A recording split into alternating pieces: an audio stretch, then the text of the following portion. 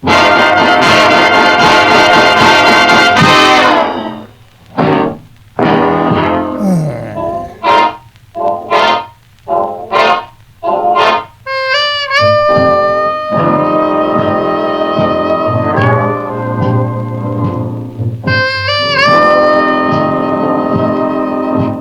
everything looks normal from here, so we're starting a quarter hour late today because technical difficulties, and I still don't know, frankly, if I'm going out or not. We had a caller a moment ago call in and tell me that my theme music... Oh, wait, we've got a call. We've got a call.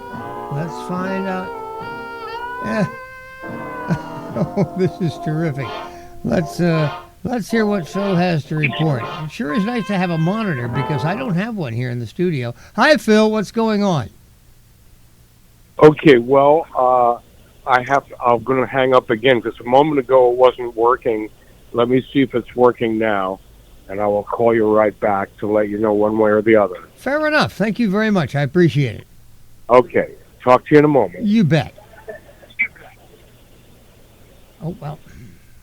How in the world did you stop that? There we go. Okay. Okay, so the telephone number is 831-265-5050. News talk from 9:15 to noon here on the Charles Freedman radio program. On again, off again, and we will find out just exactly what's happening. Hopefully, I don't know.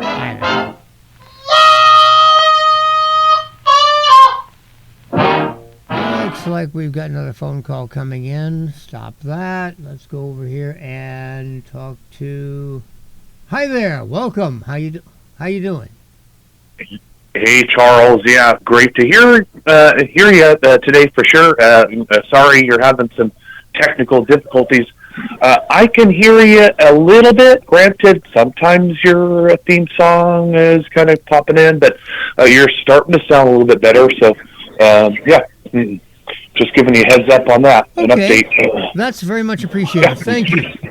Thank you. No problem. Have a great day. Bye. Okay. You too. It looks like we're actually getting some... Oh, stop. There we are. So it looks like we're actually beginning to get some... oh, gosh.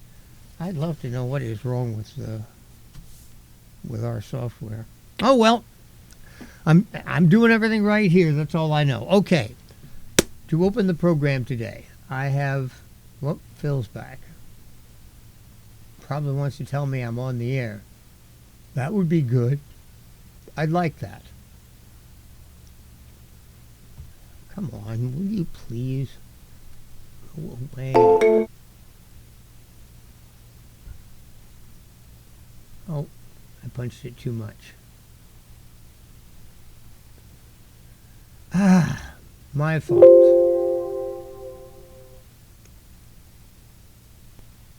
Okay. I have to set my phone system up again.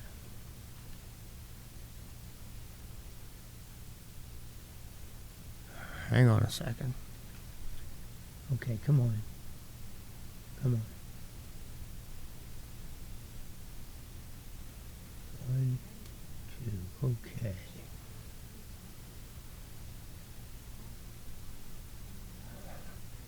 Manage your callers from...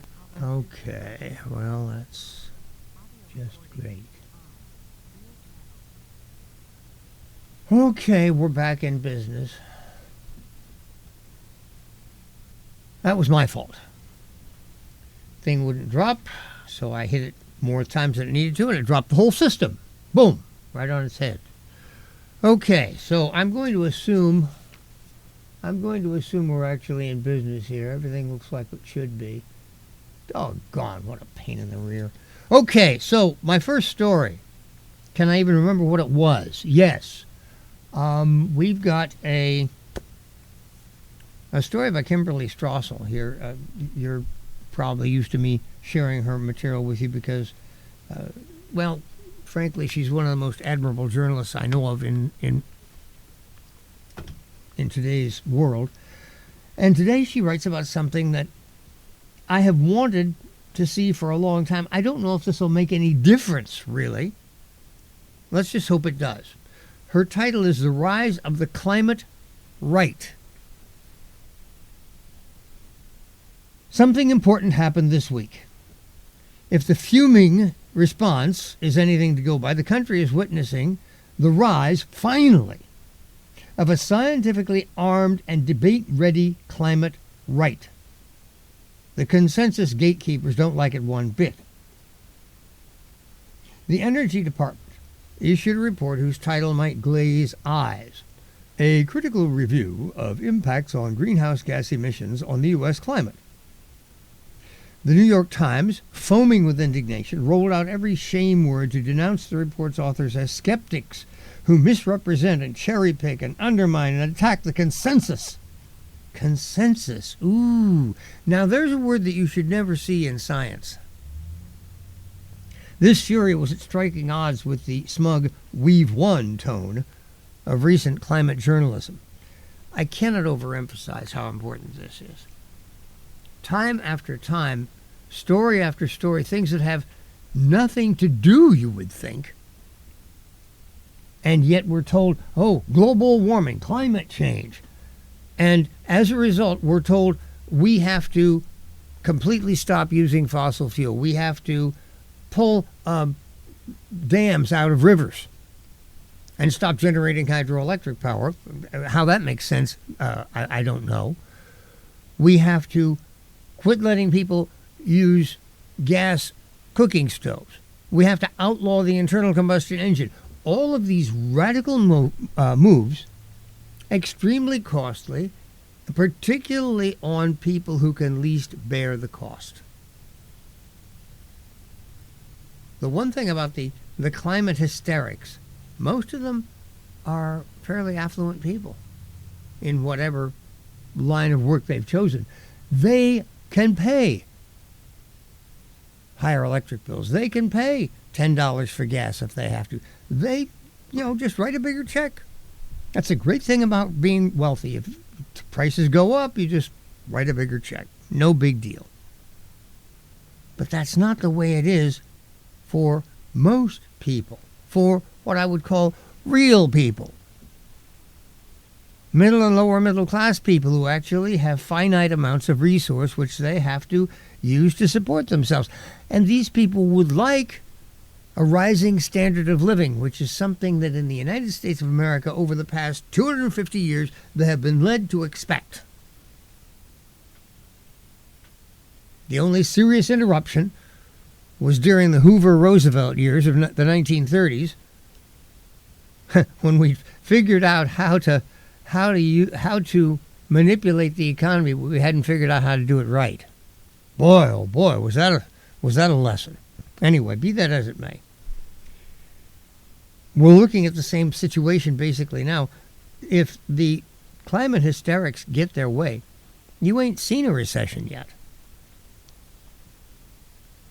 And one of the things that have frustrated me so much is that opposing voices, with very few exceptions, have not been extraordinarily coherent. So what does Ms. Strassel point to here? What is new and different? Note what's missing from this diatribe. A favorite word of the critics, yet one they couldn't deploy here. Denier. The report, written by 5 respected scientists, including former chief scientific officer in the Obama Energy Department, they don't deny that the climate is changing. Energy Secretary Chris Wright, in an opening letter, notes climate change is real, and it deserves attention. The report instead provides a holistic picture of the messy reality of climate research, its many areas of uncertainty, disputes, unknowns. Most people never hear about this complicated debate, since only a subset of scientists with the correct views are given voice. Here are a few non-controversial findings from the report, based on peer-reviewed literature from recent years that might surprise New York Times readers. Global warming has risks, but also benefits, including greater agricultural productivity. We still don't know the extent to which human activity plays a role in warming, given natural variability, data limitations, uncertain models, and fluctuations in solar activity. Models predicting what is to come remain all over the map. U.S. historical data doesn't support claims of increased frequency or intensity of extreme weather. Climate change is likely to have little effect on economic growth.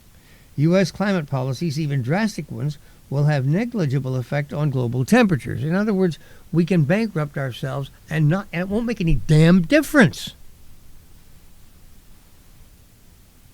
And these Chicken Littles who are running around screaming, the oceans will rise 4 feet by the end of the century. And of course, the rest of that the rest of that sentence is, unless we bankrupt ourselves, unless we sacrifice our standard of living, unless we tell the poorer among us, to hell with you.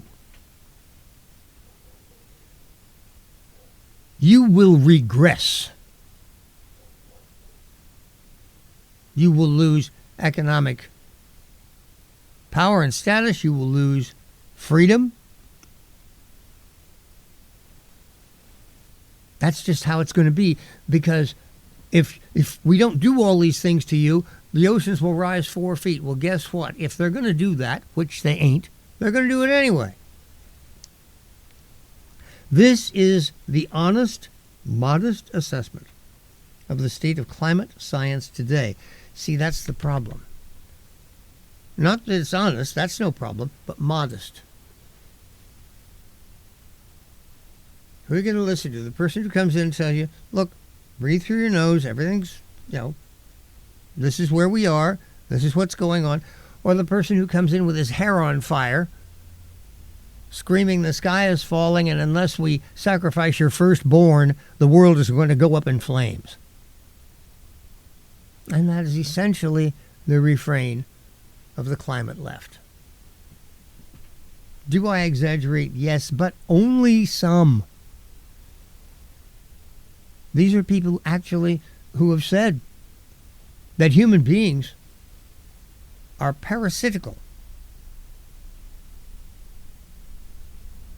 And that the human population of the earth should be drastically reduced. They don't bother telling us how.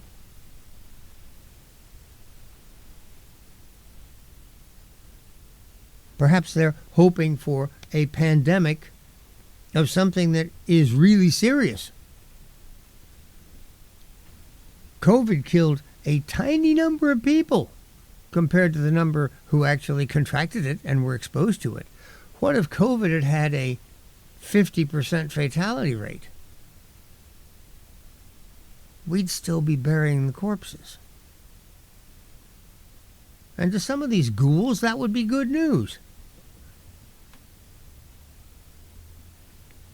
This is the honest, modest assessment of the state of climate science today, which explains why climate activists are furious. It's at odds with the controlled story of mass extinctions, the end of glaciers, deathly heat waves that the consensus gatekeepers obsessively enforce.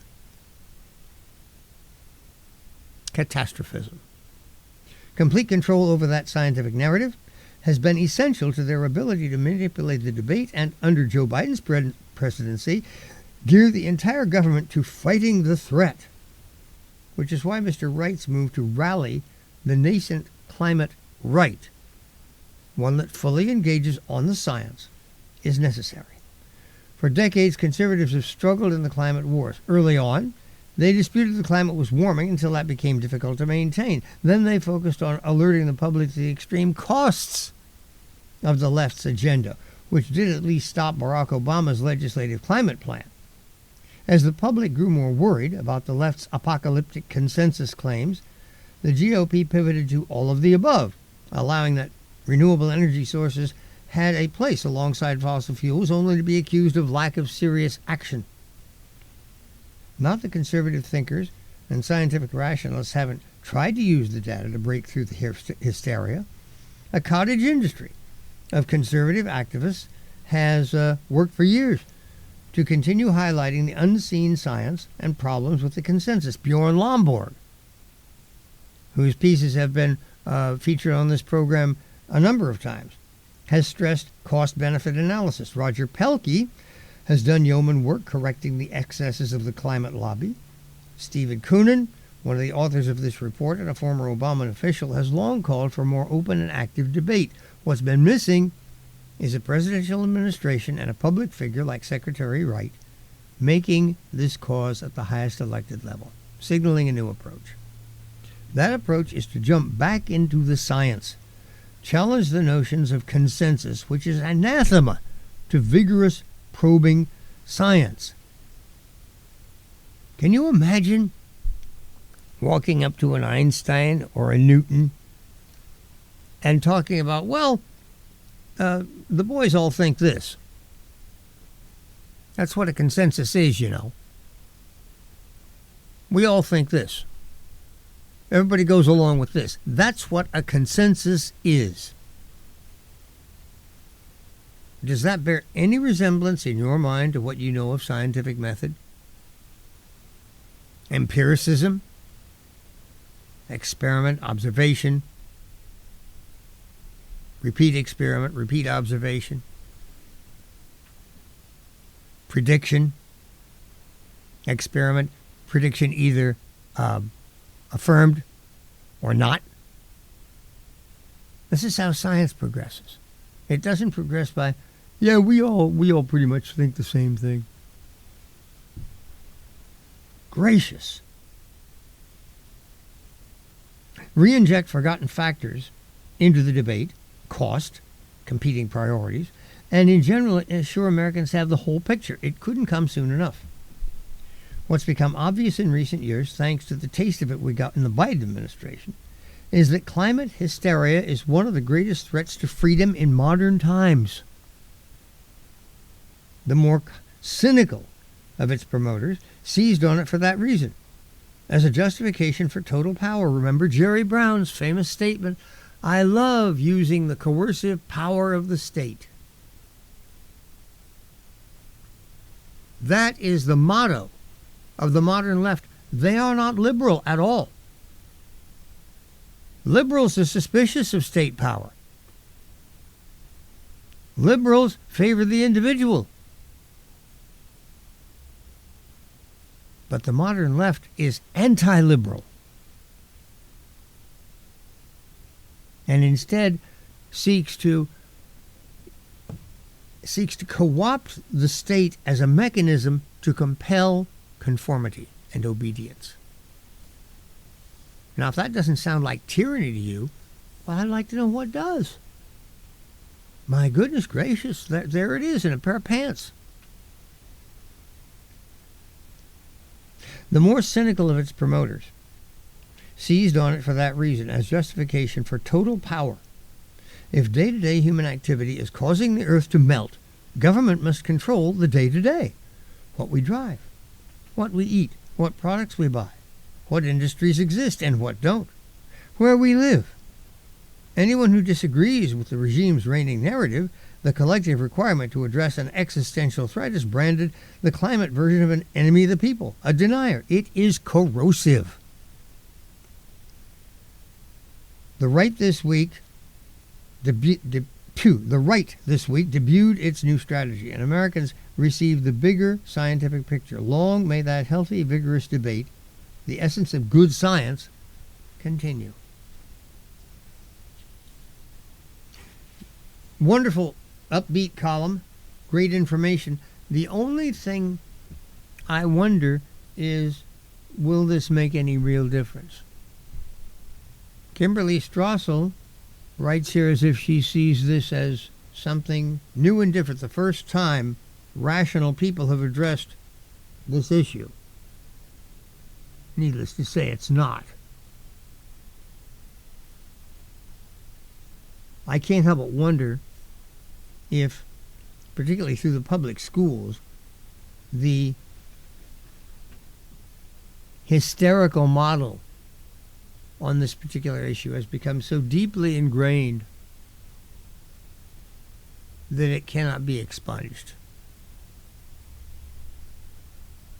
Somewhere, Joseph Goebbels is looking up from hell and chuckling, because this big lie is bigger than anything he ever told. And it is absolutely, well, it will prevent American prosperity and world progress. It's that serious. If the climate hysteria becomes the accepted narrative and the lodestar for our policies. That's what happened under the Biden administration. That's what tried to happen. People, fortunately, many of them look at this and say, no, my God, this is ridiculous. And now we have an actual scientific presentation and analysis that we can put up and say, here's the actuality of it all. Here's the truth. Here are the facts. The problem is the facts are not hysterical. The facts are not, what's the word I'm looking for? I'm not going to think of it.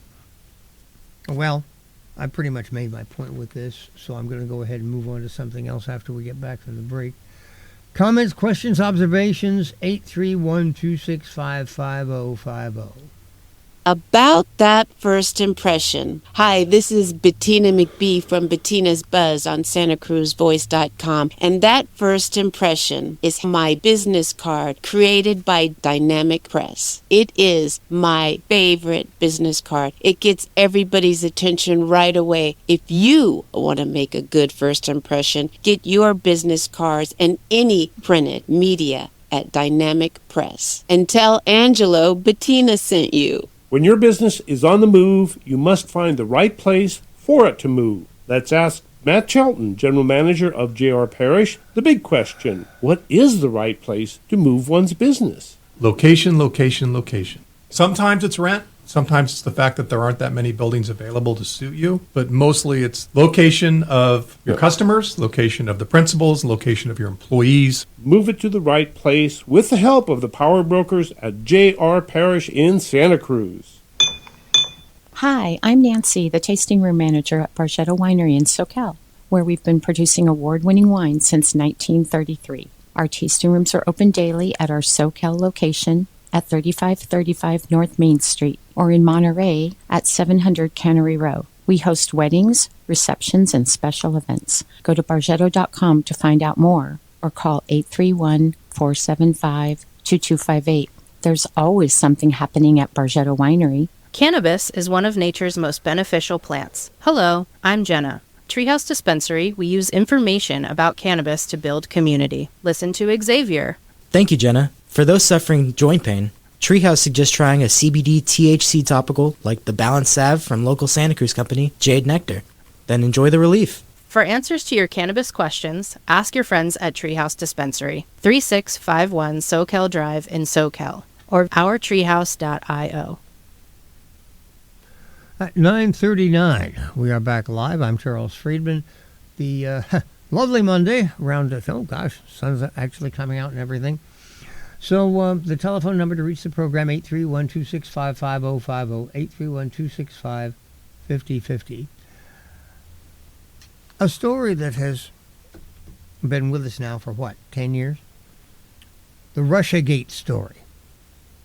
It broke back in, I guess this was one of those things that happened. The first inklings of it we got were between the day Donald Trump was elected president in 2016 and his inauguration.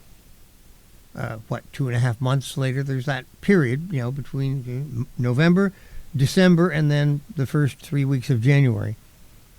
So during that period of time, we were suddenly made aware that Vladimir Putin had been actively involved in helping Donald Trump be elected president of the United States, and that Mr. Trump had been colluding with him. Collusion, that was the word we continued to hear. Trump collusion with Russia, and obviously when you say Russia, you mean Putin, because that's a one-man show. We all understand that. So this story surfaced, and continued to be flogged by the leftist media simply because it was damaging to President Trump and distracting to the American people.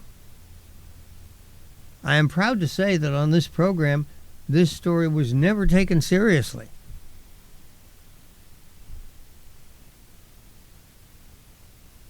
I remember having conversations on the telephone with people who were criticizing me. Oh, you're just an acolyte of Mr. Trump. You believe everything he says and you support everything he does. And I said, no, not at all. I've offered criticisms of Mr. Trump, sometimes rather pointed ones. But I'll be damned if I'll accuse him of something that he hasn't done. And there's never been any real evidence of this brought forward. If there were, we would know it. And several investigations later and millions of taxpayers' dollars later, and now we finally are getting to the point where what should happen is happening, or at least I hope for it. Some really embarrassed so-called journalists who have not been journalists at all, but who have been rather flacks. Holman Jenkins has been following this story for some time. 4 things should be understood by the pro-Trump media as it blows a gasket over Russiagate. 1. Official acts are interesting for their connection to the real scheme, the unofficial disinformation operations mounted by CIA, FBI, and Obama officials against an incoming administration. The wiretap on low-level Trump associate Carter Page, important because it let dozens around Washington know and leak that an investigation was underway. The FBI's decision to brief President-elect Trump on the existence of the Steele dossier, important because it enabled CNN and others to broadcast the unsupported allegations. I could go on. See the January 18, 2016 transcript of Mr. Obama's off-the-record briefing of leftist journalists. Number 2. The red herring about whether the Kremlin was trying to elect Donald Trump is just that, a red herring. In March 2017, the Obama intelligence leadership testified that Russia's loudness was intentional, deliberately calling attention to the efforts which would have been disastrous if their goal were to elect Mr. Trump. Obama Intelligence Director James Clapper isn't stupid, but he counted on the press being stupid when he reasoned that because Mr. Trump's victory margin was very small, Russia must have accounted for it. The unavoidable actual logic of the situation, Mr. Trump's victory would have been bigger if Russia hadn't made itself a club with which he could be very effectively pummeled by the Clinton campaign. Putin didn't win Trump votes. He lost him votes. Lost in the records is a simple human fact. Number 3. In every meeting of James Comey and his CIA colleagues, his FBI aides, and the Obama White House after November 8, 2016, he was the guy who put Mr. Trump in the White House with his bizarre, chaotic, and improper actions as FBI chief. This will turn out to explain a lot. Number 4. Jailing people isn't necessarily now to save the Republic or deter future miscreants. The guilty agencies will be chastised for a generation, at least over their colossal self-own. If you revel in Mr. Trump's empowerment as the dominant figure of our era, you know where to send the muffins. James Comey. I have a longish perspective on these matters. In December 2016, I wrote a column under the headline, Obama Sanctions Trump, Putin, already mocking the obvious effort to link Mr. Trump with the Kremlin. Following weeks would see eye-rolling columns about U.S. intelligence agencies trying to punish Americans for how they voted, and reliving my own experience as a youthful reporter chasing down obviously fake documents at the end of the Soviet Union. I was both early and unhysterical, and remain unhysterical for the obvious reason. The clucks on MSNBC may continue to lionize Messrs. Comey and Clapper, as well as Obama, CIA Chief Brennan. History won't. When I didn't suspect Adam Schiff was secretly working for the Russians, I suspected he was secretly working for Mr. Trump. But it's also easy to be put off now by the hyperventilation of certain nonconformists or Trump-friendly outlets over documents hand-delivered to them by the Trump administration years after the fact. The truth triumphed long ago, thanks to nonpartisan government servants like the Justice Department Inspector General and Special Counsel, and even the Robert Mueller Task Force, which at least did not fabricate any evidence against Mr. Trump. Today's unredressed failure is the rot in the traditional media. I'm going to repeat that.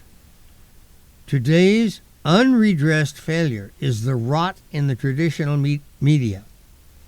Bob Woodward, no raving right-winger, Bob Woodward told his colleagues at the Washington Post the Steele dossier was garbage. He was ignored. The paper's then editor complained twice in his memoir that his reporters misled him about the dossier. This week, if I'm not mistaken, certain pro-Trump outlets are getting ready to recapitulate the error or cynicism of FBI and press conveniently misrepresenting Russian intelligence documents. The latest come via a newly declassified Inspector General's report.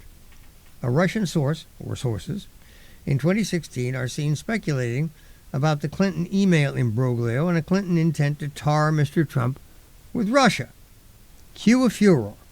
The FBI knew, because the Russians knew, what the Clinton campaign was up to. The FBI already knew. The largely fictional document's significance may lie elsewhere in their exploitation by CIA to prod Mr. Comey down a cascade of ill-fated actions, most pregnantly his initial intervention in the Clinton email case. Do you recall that?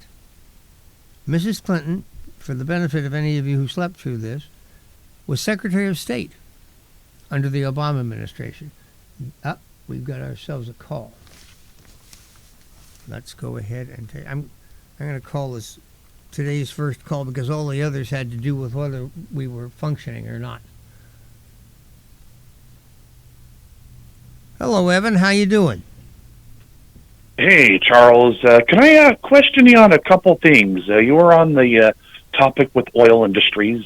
I'm not 100% on board with you. To an extent, when I start reading into how much they've poured into campaigns and trying to, put into donations, 75 million, 5 million, what's your thoughts on the oil industries shaping our policies? Because I don't think it's just Trump. I think they have a lot of control and a lot of money to do that with. Well, and then the second thing, wait a minute. Oh, wait a okay. minute. One Yeah. thing at a time. One thing at a time. If you are in a business or an industry that manufactures a certain product, let's say you build widgets, and there are certain people seeking political power who loathe, hate, and despise widgets. And you know that if they get into office, they're going to do everything they can to run you out of business. So what do? Well, you do everything you can, legally, to help their opponents win office because you don't want to be put out of business. Your business is valuable to you. It provides a living to all of your employees. And there are, after all, millions of people buying your products. So your business actually is important. But there are people who hate, loathe, and despise it. Now, this was the case during the Biden administration, which hated, loathed, and despised the fossil fuel industry and used the power of the federal government to interfere with and what's the word I'm looking for? Well, you get the idea, to oppose and impede your industry. So, of course, you're going to actively help somebody get into office who doesn't have you on their shit list. Pardon me. I shouldn't have said that. I beg your pardon. But that's basically gosh, how could I have said that? Oh, I'm sorry. And we don't have delay on this. So, well, anyway, you get the idea. And so the oil industry can hardly be blamed for attempting to defend itself. After all, it is under attack by one particular political side, one particular political party. They depict the oil industry as enemies of humanity. They're trying to destroy the planet, just kill our children, etc., etc. If you have people who are doing this and hate, loathe, and despise you, you defend yourself. So it's reasonable that the oil industry would undertake to defend itself in that regard. Now, what was your other one? You said you had a second thing. But in campaigns, though, I just don't feel like it's great tactics. What do you mean? I get your point for sure. Well, the only reason why I feel like it's not very fair is based upon the facts that they have a lot of money invested in trying to shape our policies and buy out our presidents, so to speak. Compared to, wow, I guess you're thinking in terms of the oil industry, these great multi-billion-dollar corporations. The federal government is a multi-trillion-dollar operation. Compared to the federal government, and which is in deficit, sir, for sure. So, why do we get these tax breaks compared to the oil industry, or rather to the federal government? The oil industry is a pygmy, a gnat. It can be swatted. So this idea, the oil industry is tremendously powerful. Well, yeah, they have a certain amount of financial clout. After all, they do employ a lot of people and satisfy the needs of a lot of customers. But their power and influence is utterly at the mercy of the federal government. The federal government can squash them like a bug. So they fight back. Brad, did you get... and I apologize. Yeah, well, I think we'll kind of agree to disagree. I'd like to kind of switch up real quick to a second topic here before we get off. Wait a second. Wait a second. No, I don't want to do that yet. I want to ask you this. Put yourself in a position. You're a business manufacturing whatever you manufacture, left-handed monkey wrenches. There are people in politics who want you gone. They want to destroy your business model. They want to make your product illegal or unaffordable, and they are willing to use the power of the federal government to do this. What should you do? Like Mike Lindell, that pillow guy that's being put by the left. That doesn't sound real great, but these people have got a lot of money and a lot of power, and they get to shut you down, just like Alex Jones, for example, do. Oh my God! No, I don't think that these fossil fuel people. No. You're comparing the oil industry with Alex Jones. You're comparing the oil industry with Mike Lindell. No.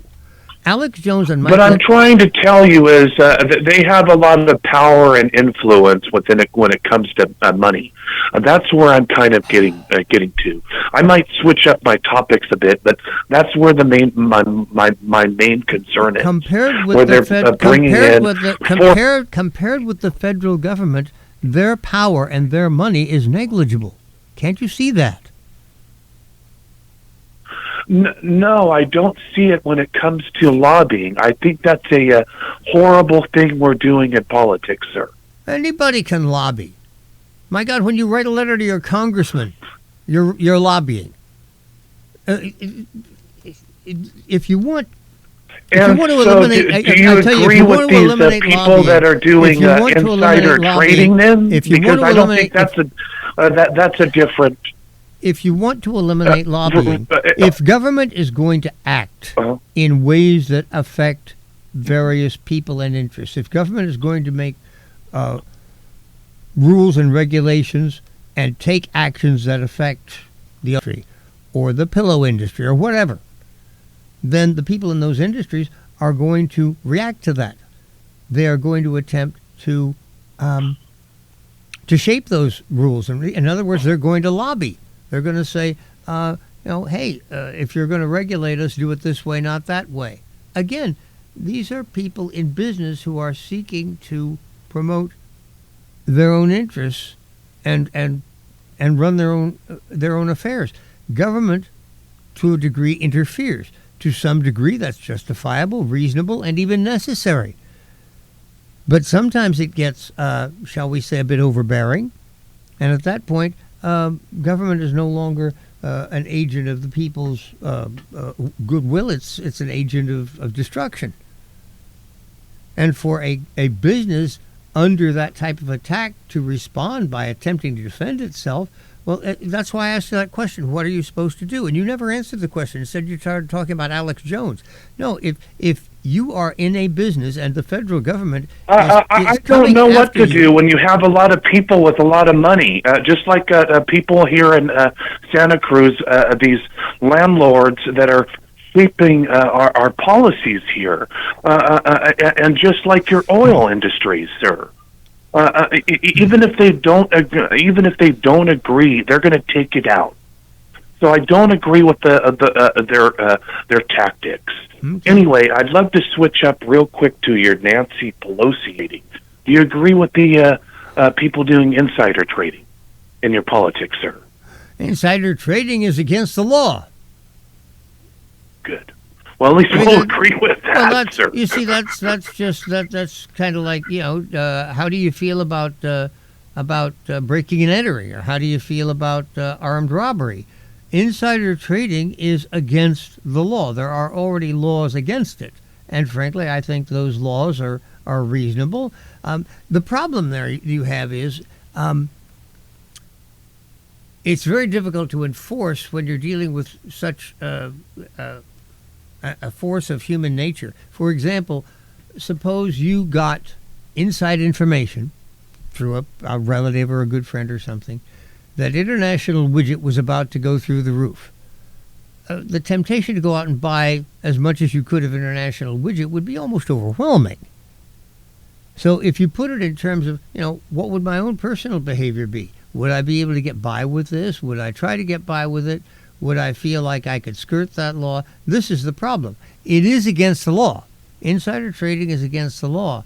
But as long as there are profits to be made and people have the idea, okay, well, I've got the information ahead of somebody else, the temptation to attempt to take advantage of that is almost irresistible, don't you see? Yeah, and lobbying should be against the law. They're doing the same thing. No, they're making lobbying money, and insider trading. No. Lobbying and insider trading are two very different things. Insider trading is taking advantage of knowledge that the average person does not have in order to enrich yourself. Lobbying is attempting to influence government action regarding your own business and interests. Government action which directly... Exactly, that's what they're doing. They're lobbying for their interests and shaping policies, in which I don't agree with. But you're at the end of that minute, sir, so I'll let you go, sir. Thank you so much for your time. Okay. I've got to admit, Bye-bye. I don't understand that. I asked the question, well, what would you do? I guess that what Evan wouldn't say is, I would do nothing. If government is making rules and regulations that affect my business, I would simply sit back and allow them, let them do that. I wouldn't make any attempt to influence those rules or regulations. And I would deal with the consequences. And if the consequences put me out of business, I'd simply accept that. I don't think that's what he would actually do. I believe there's a blind spot there somewhere. Lobbying is a weird word with him. It's 10 o'clock. Let's try a second hour. I don't believe what I just heard. Insider trading. It's against the law. Oh boy. Okay, so let's see here. Oh, that's right. Yeah, I had something all ready to go.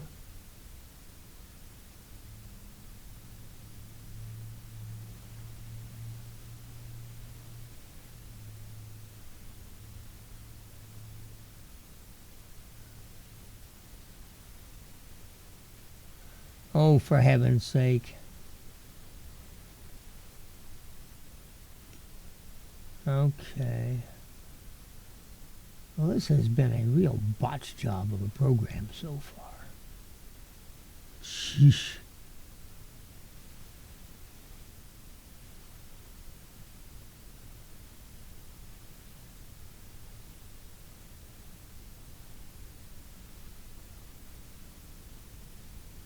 I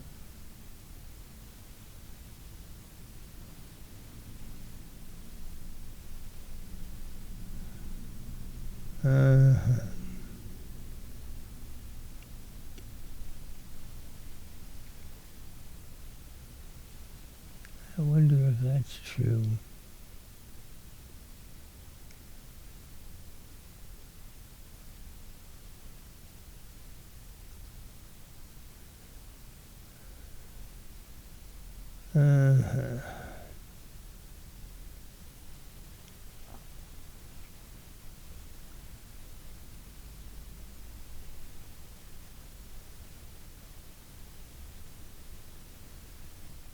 Do you think there's something in the idea that the kind of person, in general, of course, who wants to become or has aspirations to be a politician, a human rights lawyer at the UN, a journalist, might be something of a box ticker, and very, don't want to think outside of their box and will just continue the status quo? I think it's much worse than that. If it was only box ticking, then one could sort of, liberate them from the box.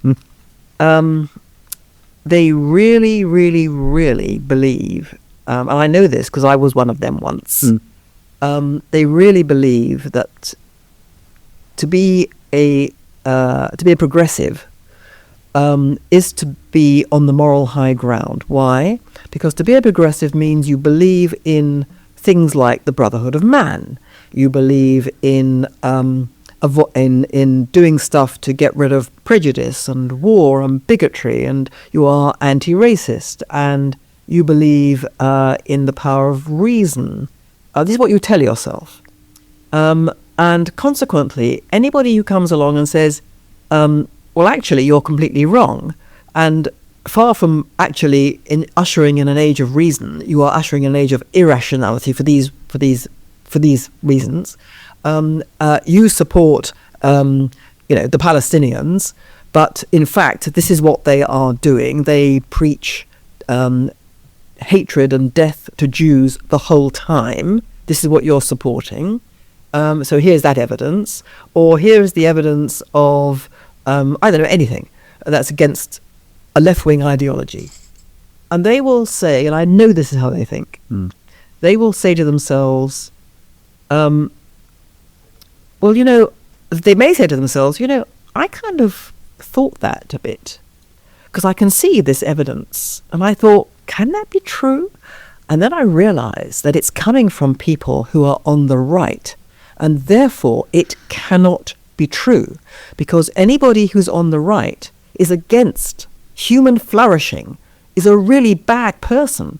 They are not for the betterment of humanity. They're selfish. They are hidebound. They are reactionary. They are uneducated, whatever it is. And they're saying this.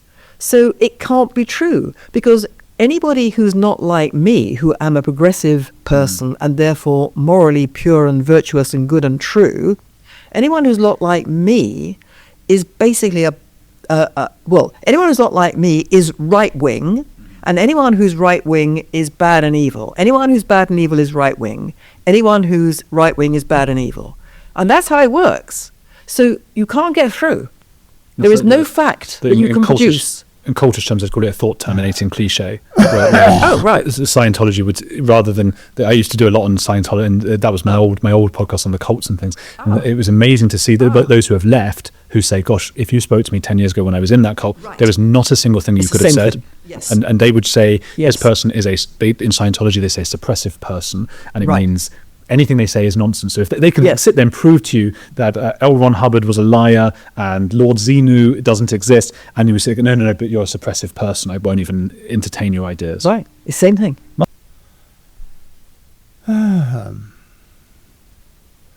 Okay, Let us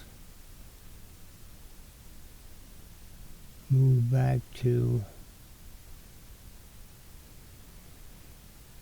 oh boy, 9 seconds.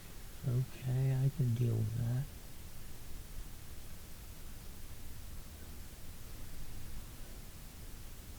Uh-huh.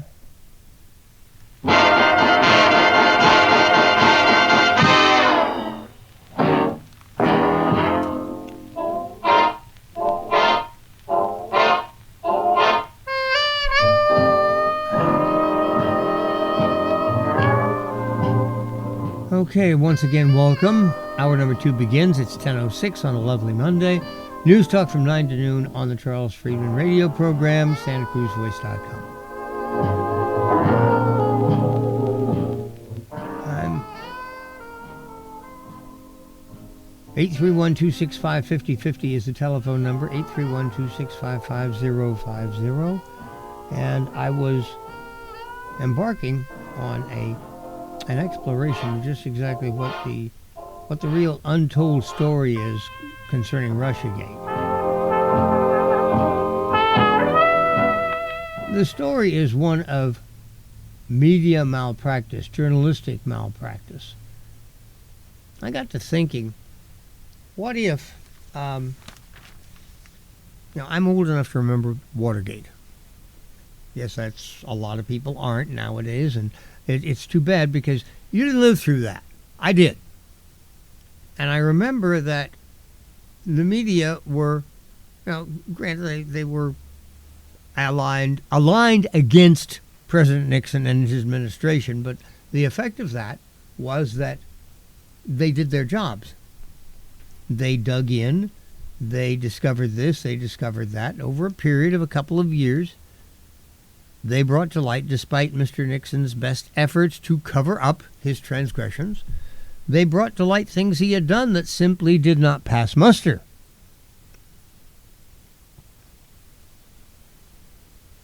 We don't have that type of press anymore. For one thing, they will enable anything on the Democratic side or on the left. New York Times a few years ago actually published an op-ed saying, we can no longer be, or as if they were, we can no longer be or even pretend to be a neutral reporter of the news. In 21st century America, the New York Times has to tell people what to think, and conversely, it has to withhold certain information that doesn't fit our narrative. In a newspaper, the New York Times, for example, has a little motto, all the news that's fit to print.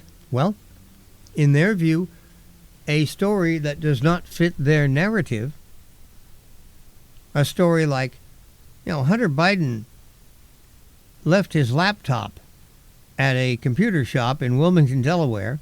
It subsequently fell into the hands of the FBI, and it is loaded with incriminating evidence concerning Hunter Biden using his position as the son of the president to line his pockets. That's a true story. But it doesn't get printed. Because it isn't fit to print. Because it's inimical to the Biden family, to the Biden brand, and that's what we're supporting here. At that point, you are no longer a newspaper. At that point, you are a propaganda sheet. And, obviously, under the First Amendment to the United States Constitution, propaganda is legal in this country. You have freedom of speech. So does the New York Times. What outrages me is them presenting their propaganda as news. You say, is that all you're upset about? Yeah, that's it. But to my mind, that is something really, really big.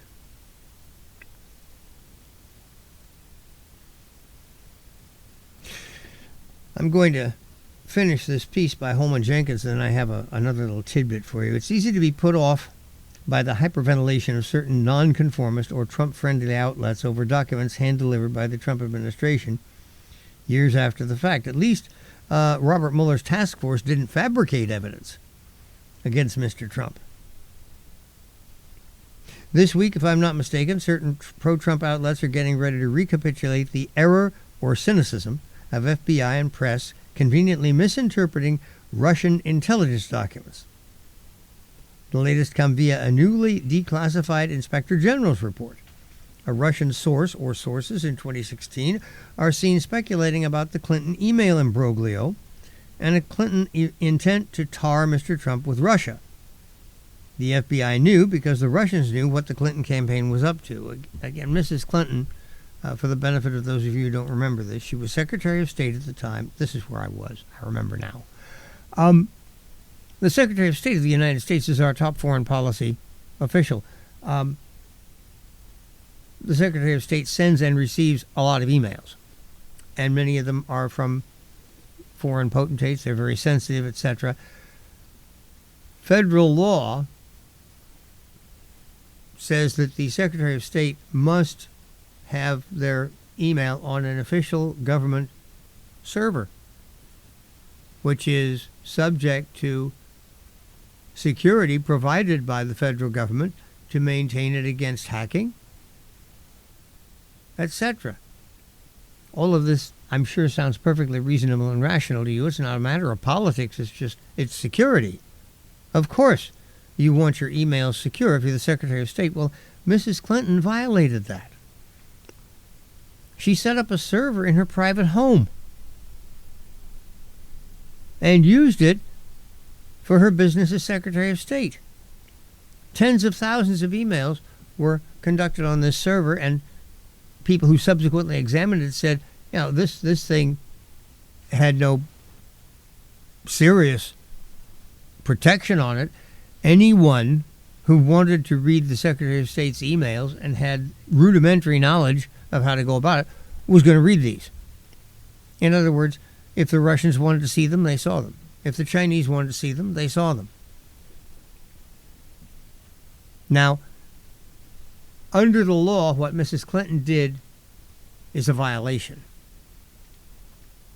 If you are in a position of having access to or being responsible for classified information, you are responsible not only not to go around shooting off your mouth, but you are responsible to take reasonable actions to maintain that security. In other words, by setting up this private server, Mrs. Clinton violated federal law. Just that simple. And in the middle of 2016, FBI Director James Comey, remember the FBI is a police organization. Their job is to investigate crimes, to gather evidence. Just like your police or sheriff's department. Do they then prosecute? No. No, if the police investigate you and they find evidence that you've been going around peeking in windows, they go to the district attorney. They go to the legal office. And they say, hey, this guy down here's a bad egg. You really ought to indict him and try him. There's a good case against him. He'll probably wind up doing some jail time. So there's a separation of powers there.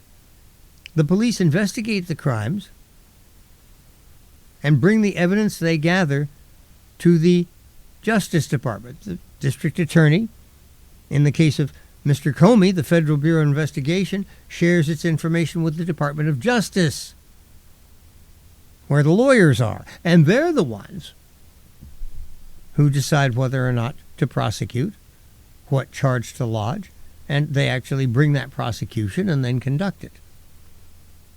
You do your job, I'll do mine. Mr. Comey went on national television and absolved Mrs. Clinton from any blame, said that she had not violated any federal law, which was, in my view, a straight-up lie, and which in any event was not Mr. Comey's judgment to take. His job was to report to the Justice Department, and they were the ones who would decide whether or not to prosecute. Now, needless to say, this was the Obama administration.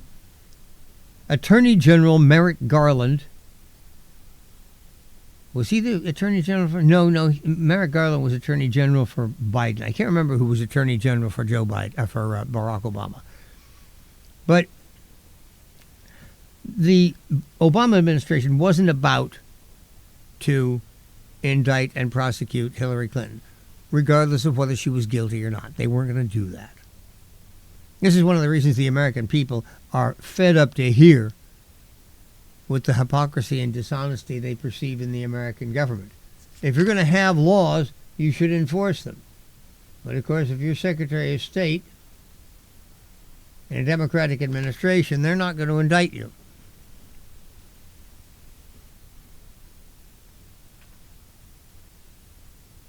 So what happens?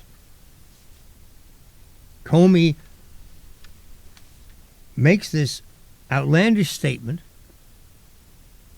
essentially throws additional light on the topic of Mrs. Hillary's illicit emails, the fact that she was so cavalier about American security. This was a serious issue in that campaign.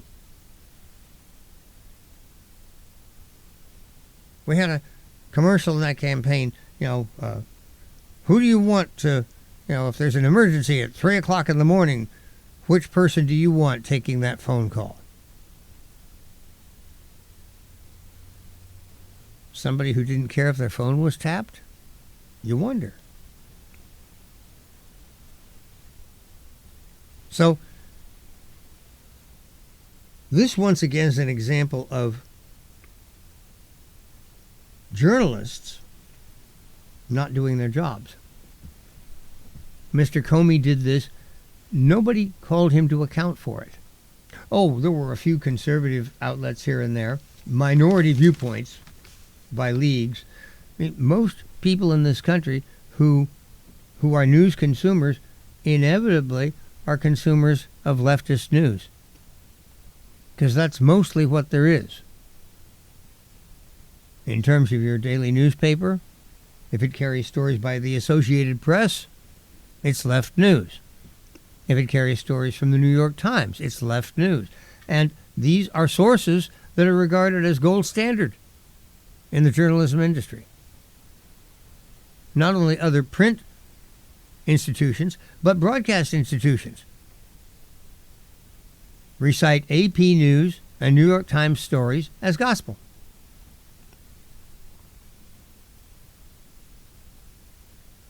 One of the few bright things about the 21st century so far is that finally we are beginning to develop significant alternatives to these, so that millions of Americans, particularly younger people, are no longer limited in terms of what information they receive to these establishment sources. This leads, of course, to a whole bunch more problems. My God, where are they getting their news from? Alex Jones? Good Lord. Now, there's one more thing I'd like to share with you. This is an audio clip from Jonathan Turley. Jonathan Turley is, you've heard me mention him before on the program. He is a legal scholar of national repute. He is a law professor at George Washington University. He is a very highly qualified person. Politically, he has been a liberal. In 2016, he was a Hillary Clinton voter. In 2020, he was a Joe Biden voter. But his integrity and his love and respect for the law command his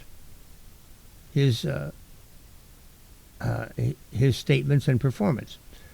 This is what Jonathan Turley has to say about this.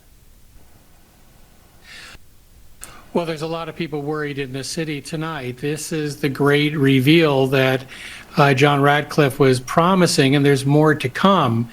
The important thing about this, Sean, is that it confirms things that we knew, and it gives us things that we did not know. We always knew, not always, but we knew earlier in July 2016, Brennan briefed Obama to say that Hillary Clinton was planning to create a Russian collusion scandal for Trump to distract from her email scandal.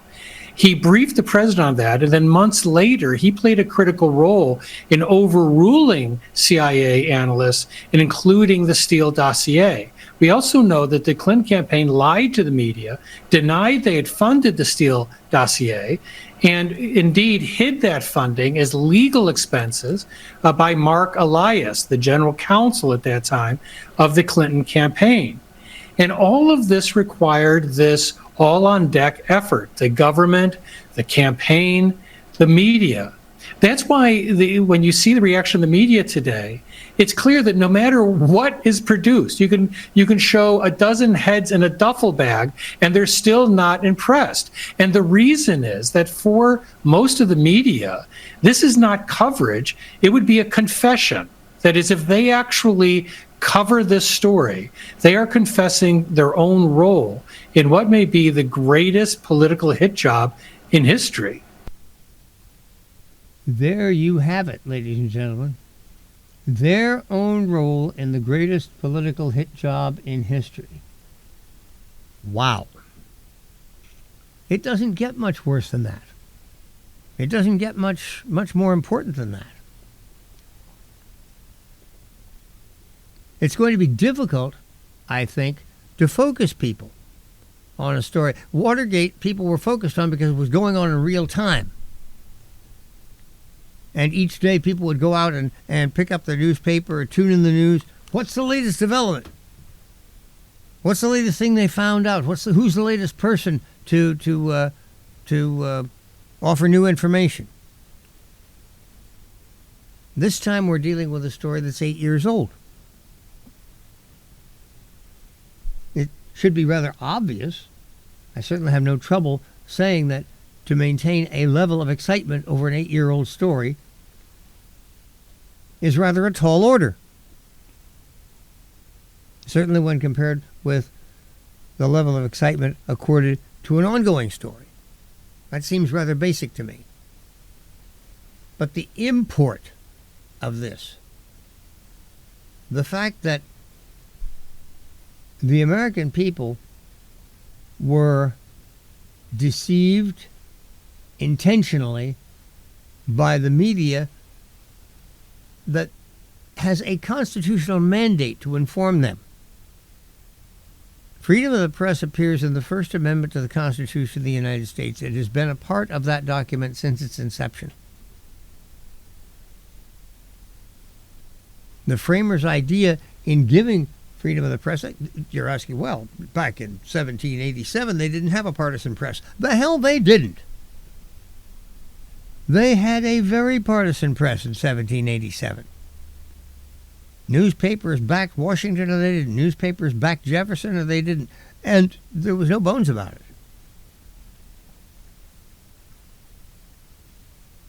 But there was a very active debate.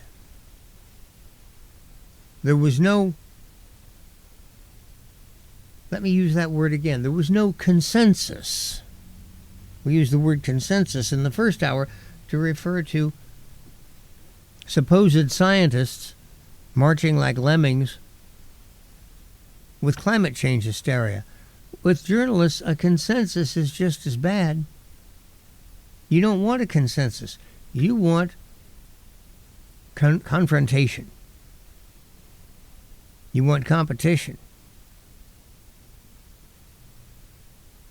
You want each side making their arguments as best they can and responding to the presentations of the other side as best they can. This is where elucidation comes from. This is where you find out. This is how you discover. You do not discover by framing a consensus and then sticking with it. and discarding anything that doesn't fit into it. And this is what Jonathan Turley is talking about when he says they don't want to report on this, on the illumination of this monstrous hoax, because what they will be reporting on is their own incompetence, their own corruption, I would say. Incompetence, that's kind of like saying, well, they're too dumb to know. They're fools. These people aren't fools. They're professional journalists. They're very bright. If they participate in journalistic misconduct, am I going to chalk that up to stupidity, or am I going to say, no, they knew damn well what they were doing, and they did it anyway? I'm not going to insult the establishment media by questioning their intelligence. They're not dumb.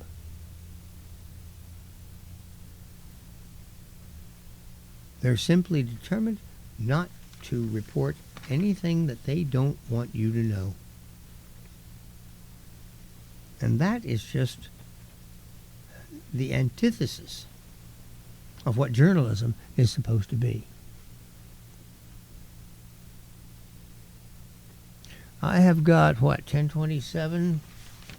Yeah, I got to apologize to Evan. I was a little hard on him. I got to admit, he was, people arguing that corporations have more power than the government, when the opposite is so obviously true, always give me a... But nevertheless, you invite phone calls. The least you can do is what should I say? Give the devil his due. There's a good one. Got to give the devil his due. Okay, it's time for bottom of the hour messages. Let's go ahead and do that. We'll be back in 2 minutes. 831-265-5050 is the telephone number. Make the call. Raise the issue. Get hooked up with affordable cannabis at your locally owned Hook Outlet, where everybody above the age of 21 can participate in the Hook's loyalty program. Each purchase earns you 2% store credit on your next purchase. Get hooked up with the best cannabis at affordable prices at the Hook Outlet in Capitola and Watsonville, or order online at hookoutlet.com. Get hooked up at the Hook. Hi, folks. Warren Knox here of Knox Roofing. I've been called a lot of things in my day. Just listening to the many commercials over the years, I guess you have a right to call me some names. But I do have some names to share with you that truly are important and distinguished. Names like GAF's Master Elite Contractor, Owens Corning Preferred Contractor, Duralast's Elite Contractor, Better Business Bureau's accredited A+ rating, Authorized Traeger Dealer, just to name a few. So what do all these titles have to do with you? It means when you hire Knox Roofing, you will be hiring the best in the roofing business. Quality workmanship and products with guarantees you can truly count on. So when it comes to your home and its roof, call Knox Roofing. You won't be disappointed. In fact, you just might call a name like Great Company. Okay, call Knox Roofing at 461-0634 anytime. Thanks, folks. Save money on airfare to anywhere. Low Cost Air is the discount supermarket for all domestic and foreign airlines. A funny thing is going to happen when you call Low Cost Air. You're going to talk to a human being within 60 seconds. Save money on airfare to anywhere. Call Low Cost Air to compare at 800-704-1662. 800-704-1662.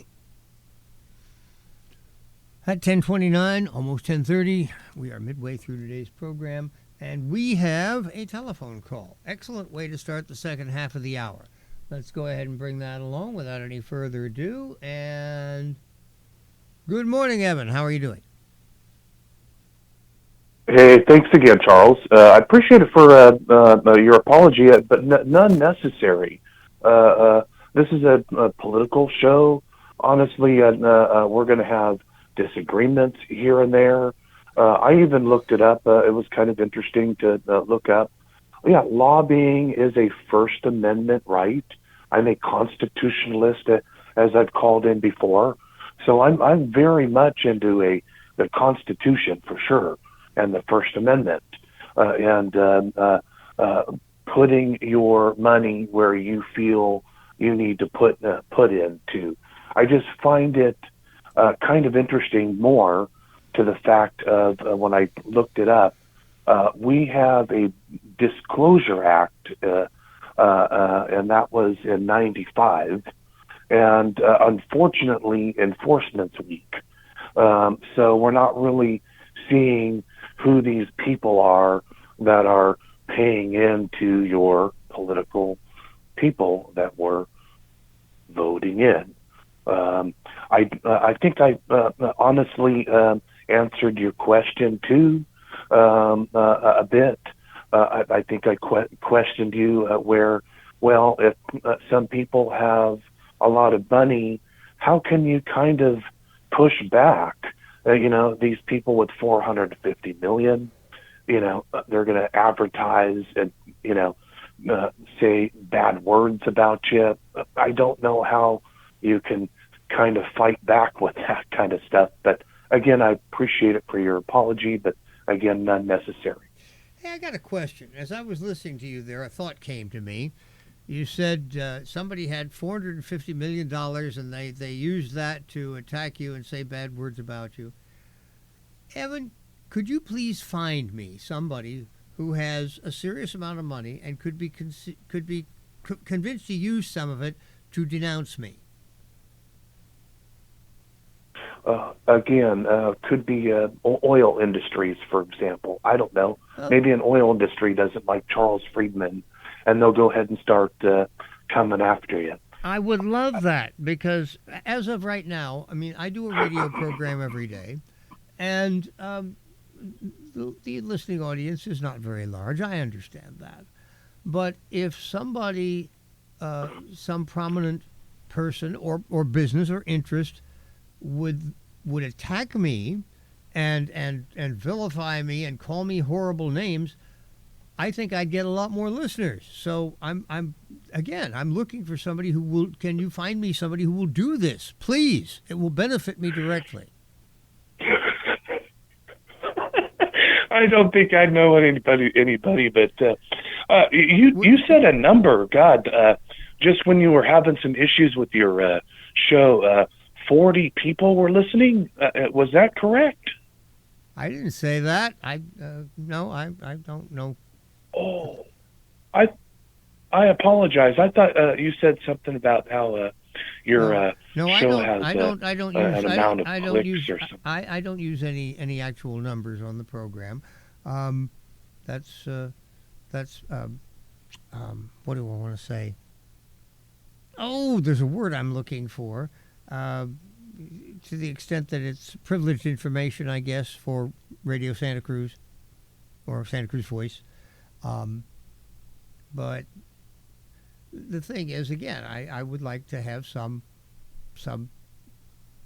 wealthy or powerful person denounce me, because it would greatly enhance, it would raise my visibility and enhance my my appeal. I would have a lot more people listening. Now, when I said that, you seem to laugh, but I think that you're not questioning what I'm saying. You know it's true. If somebody like that could be convinced to make an attack against me, it would raise my profile significantly, wouldn't it? No, I laugh just because of the fact that, no, it is true, but at the same time, it's a bit kind of, I think politics are very distasteful, and I think these big lobbyists can be a bit distasteful when you're putting in a lot of money. If you think it's distasteful, then why are you listening to this program? This is a political program. I would think that you'd spend your time. Well, because you're very spot on, sir. That's why I listen to your program, and I think others as well. But I appreciate it. Hopefully you'll get some other callers than just me. I just wanted to kind of touch base with you. I'm glad you weighed back in. Very welcome. Thank you. And again, contact all your wealthy friends and tell them to beat up on me. I appreciate it there, Charles. Have a good one. And hopefully you'll have some other good callers. Great. Thank you again. Like that very much. Have a great day.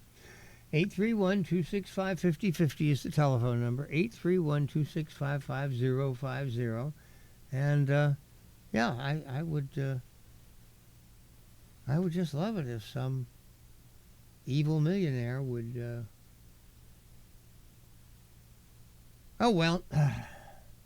not worth thinking about.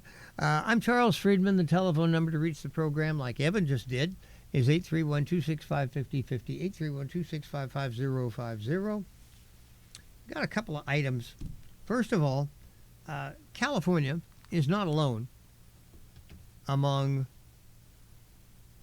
left-controlled areas of our country where insanely high minimum wage rates have been implemented. Washington, D.C. is controlled by a mayor and a city council elected by the people of Washington, D.C., who are 90% Democratic. Washington, D.C., our nation's capital, is a Democratic stronghold. This is why the Democrats want it to be a state, because if it's a state, it gets 2 senators, and that's 2 automatic Democratic senators. So, they have a vested interest there. Be that as it may, the D.C. government, the District of Columbia government, is one of those that is enamored of these exceptionally high minimum wages. But now it seems that they've backed down. File this under the category of leftists mugged by reality. On Monday, the District of Columbia City Council voted to slow a rising minimum wage for tipped workers, i.e. waiters, waitresses, which has ravaged restaurants. To adapt an old adage for a young Washington clientele, there's no such thing as a free brunch. Tipped workers, including restaurant servers, are often paid at a special lower hourly wage, but then they earn much higher take-home pay. D.C. voters passed a ballot initiative in 2022 to raise the tipped minimum wage, which was then $5.35 an hour, to match the city's ordinary wage floor, $17.95 an hour. So this is a monumental increase. By 2027, at this point, the tipped wage mandate has already doubled to $10. As restaurants with thin margins struggle to eat these payroll increases, Democratic Mayor Muriel Bowser called to repeal the change and revert the tipped wage to $5.95. In other words, here, the mayor, a faithful Democrat, has said, let's undo this. The city council didn't go that far, but it did cap the final increase at 75% of the full minimum, while delaying that endpoint till 2034. This summer's jump to $12 is canceled. It's welcome relief. More than 50 restaurants in the District of Columbia have shut down this year. And this year is only half over, according to the local trade association, which puts the city on pace to break its record for restaurant closings, which was set last year. I would remind you that these numbers in the District of Columbia go back a number of years. More restaurants are closing in D.C. now than closed during the years of the Great Depression. It's welcome relief. Before the city delayed this summer's increase, 2 in 5 full-service casual restaurants warned that they were likely to close by the end of 2025. There was an activist who told me, to get to the other side, sacrifices have to be made. An owner of Brookland's Finest Bar and Kitchen, which shut after 11 years, told a local station, well, I would have preferred not to be my staff that got sacrificed. Aside from the close, this is so typical of the left. This is why these people really are in the wrong line of work. They should get out of politics and into some form of religious proselytization. To get to the other side, sacrifices have to be made. This is the kind of language you find in holy texts.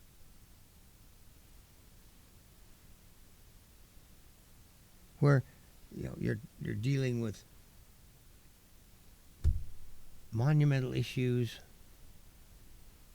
theological issues, and the question of, well, how am I going to make a living? How am I going to survive? Well, frankly, that's not really important. What's important is your spiritual purity. To get to the other side, sacrifices have to be made. Well, I would prefer it not be my staff that got sacrificed. It doesn't say here how many people lost their jobs when Brookland's finest bar and kitchen went out of business. 11 years. That's a good run. Normally, a new business, a new restaurant comes in, and the tough part, that first 6 months, that first year or two, there's a high mortality rate. But once you get past that, your staff is up to scratch. They know their jobs. You've built up a clientele. There are people who know you're there and who come in.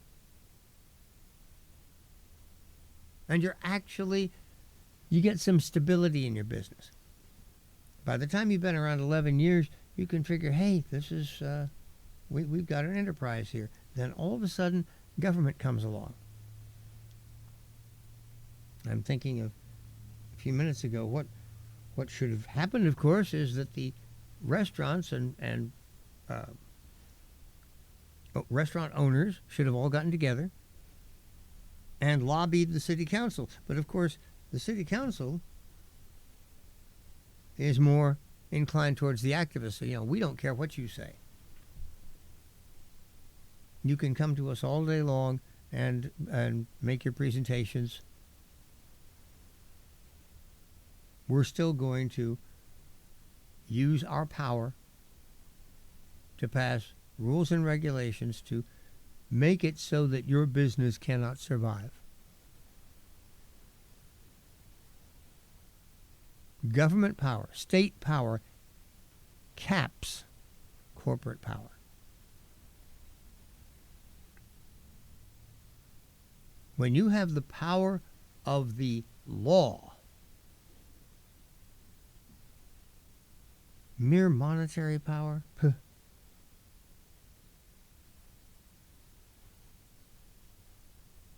the one is important, I admit, but the other is more important, is dominant. Aside from the closures, patrons have noticed higher menu prices, obviously, and new service charges. One irony is that for many servers, the supposed pay raise has been a pay cut in disguise. Now, how would that work? In one survey cited by the Restaurant Association, 79%, that's 4 out of 5 of tipped workers, said they're getting less money in tips. Think of it, you're the customer, you go into the restaurant, you see that everything on the menu is now costing a third more. You might not tip as generously as you have in the past. 56% were working fewer hours. You don't make any tips at all when you're not out there serving customers. Overall earnings for a median tipped worker in D.C. have dropped 5% since 2023, or about $1,800 a year. So if the idea of this was to put more money in the pockets of restaurant servers, exactly the opposite has been accomplished. Now again, the convinced activist is not interested in facts. He knows that if you raise the minimum wage, people make more money. It must be nice to have such a one-dimensional, simplistic view of society and to know that it is absolutely true and unchallengeable. Wow. Once again, we're out of the realm of life here, and we're into the realm of the theological. This is what it says in the book.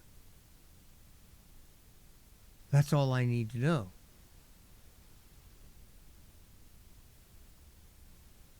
The earth was created in 6 days. Those 6 days were 24 hours long and this story is absolutely, literally true. I'm sorry. The actual creation of the earth took a little bit longer and was done in a different fashion.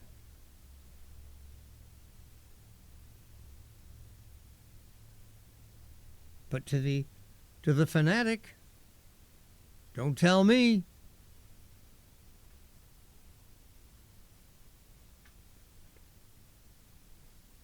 DC's epiphany is the latest loss for one fair wage. One fair wage. What's that? Well, it's a group of activists. They have pushed to end separate minimum wages for tipped workers. In Massachusetts, voters rejected a ballot proposal in November. Michigan lawmakers rolled back a tipped wage phase-out in February, but an effort succeeded in Chicago, which started eliminating its tip credit last summer. Restaurant owners say the change is already resulting in job losses. How many times must democratic cities and states return to the basic laws of economics? They don't care. Objective results do not interest them. We began today's program talking a little bit about a rational approach to climate change. The climate hysterics, etc., they don't care. They are not interested in a rational approach because it doesn't get them what they want.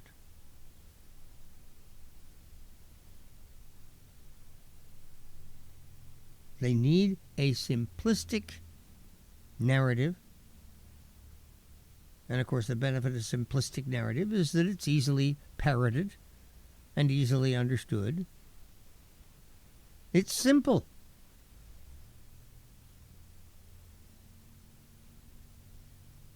Yeah, raise the minimum wage and everybody will make more money. As a matter of fact, as a matter of objective fact, that's not true. But they're not interested. Once again, the Earl Landgrebe approach. Don't confuse me with facts. What else we got? Oh, yes. Where did I see it? Ah, yes, here we are. California isn't only the number one state for illegal immigrants, it is also the top state for illegal cigarettes. I have always thought this was true. Now, here at last I find an article that actually talks about it. The reason is clear. Heavy-handed government. California has banned some popular cigarettes, jacking up taxes on the ones that remain. The result has been a rise in crime, lost revenue, and yet another lesson in unintended and yet predictable consequences. More than half of the cigarettes smoked in California, 53% to be exact, now that is an insane number, evaded or avoided the state's cigarette mandates and levies. That's a stunning rise from a decade ago when 28% of cigarettes were smuggled in to California. It takes California past New York, where we estimate that 52% of cigarettes are smuggled. Do you remember a few years ago there was a fella, his name was Garner as I recall. There was this big flap about him because the police accosted him on the streets and he succumbed because he had some kind of heart ailment or something like that, and they treated him in such a way that he wound up dying. But what was his offense? Why did the police approach him in the first place? He was on the street selling cigarettes. That's what he was doing. I remember it very well because I remember thinking at the time, why aren't people making more of this? New York State and New York State laws set up the situation that led, his name was Garner as I recall, that led Mr. Garner to be out on the street hawking smokes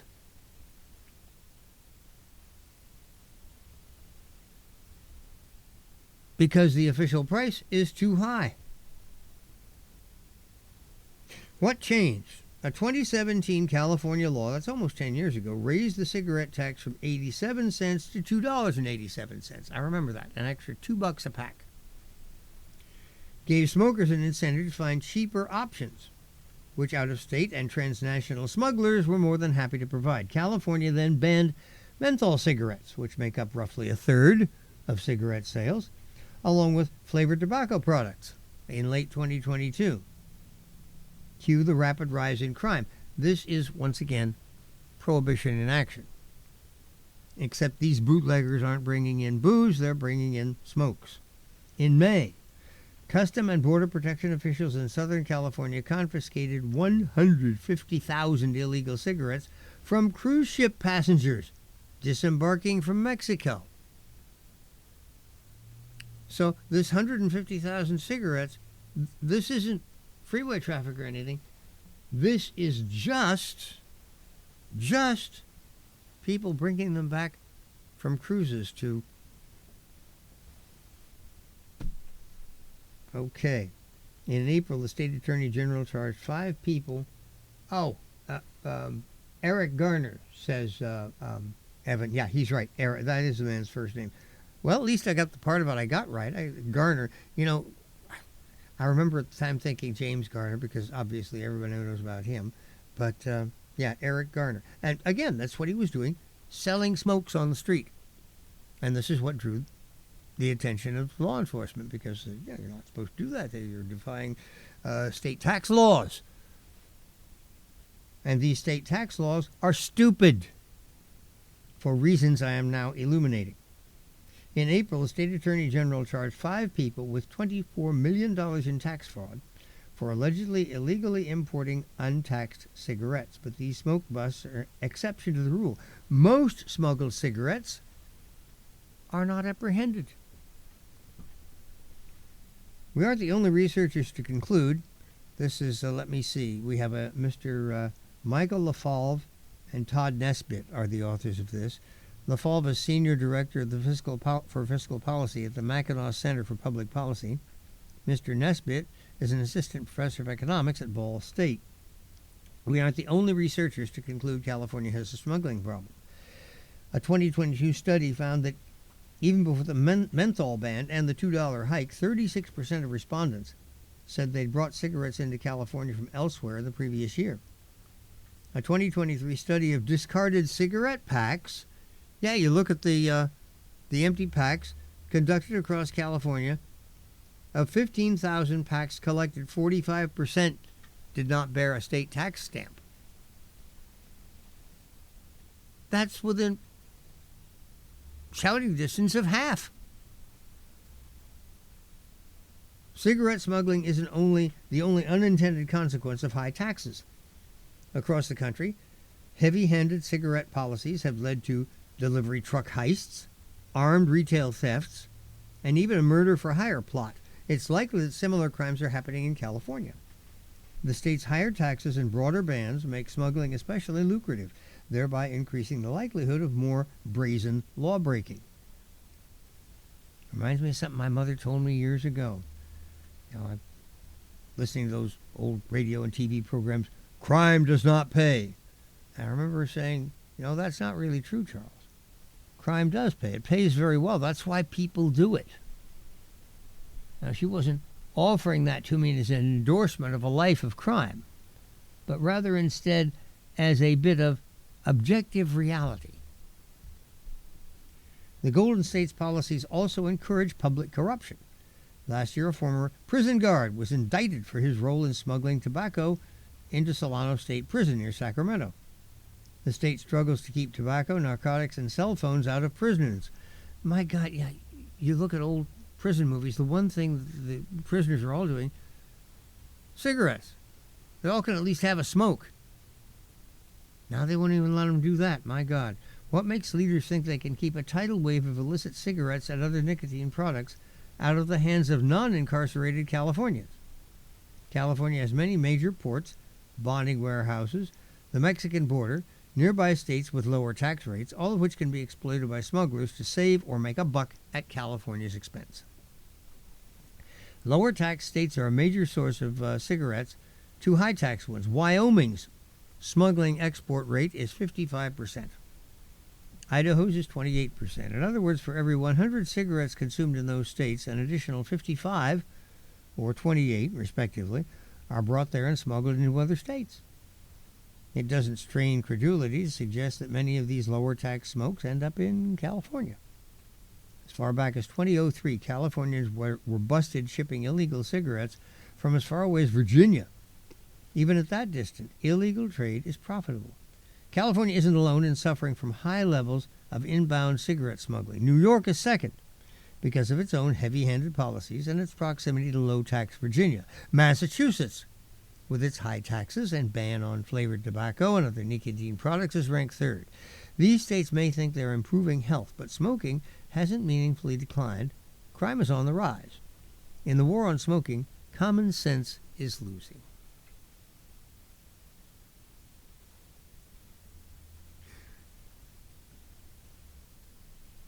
Bootlegging still goes on, you know. I thought prohibition ended. Not everywhere. There are still a number of counties in the United States of America where the consumption of liquor is prohibited. I believe that, let me see, Lynchburg, Tennessee, is that Jack Daniels? I'm trying to remember. Jack Daniels. There's a particular brand of whiskey that is manufactured in a county, I believe in Tennessee, which is a dry county. I don't know how they managed to do that, but this is a major industry. Maybe they got a dispensation because, you know, a lot of local people work there or something. I don't know. But, you know, the old story about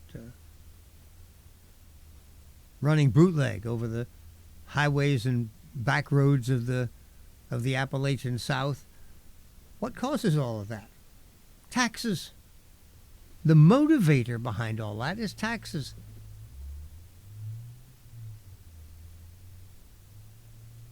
Even in places where liquor is legal, the government expects to collect their share.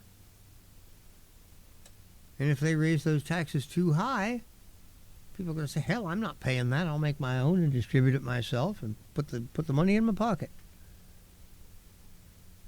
Government policies can indeed set up situations where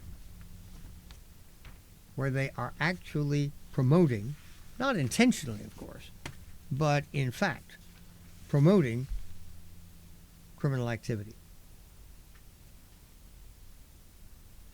Time we got here, 10:58. Just a couple of minutes left. When we get back, I think I have a word or two to say about Mr. Trump's deciding to fire the statistician at the Labor Department. It'll give us an opportunity to discuss a couple of other things that are basically somewhat related to that. Oh, and congratulations to the Hearst Press today. They've actually got an open forum piece that makes sense, and I will share it with you presently. It's on the subject of housing, one that's near and dear to the hearts and minds of many of the people who listen to this program. After all, that's a rather sticky issue here in our local Central Coast, Santa Cruz County community. What have we got here? 45 seconds remaining. That's, as I've always said, it's a very inconvenient amount of time. It's not enough time to do much of anything with, but it's more time than I wish to spend singing or anything like that. You know, thank God for the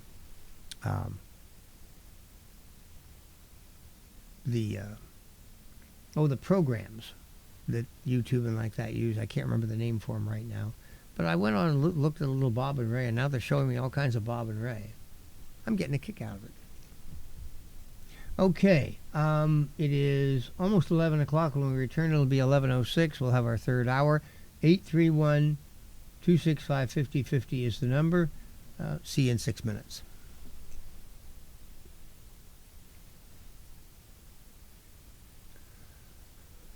Okay.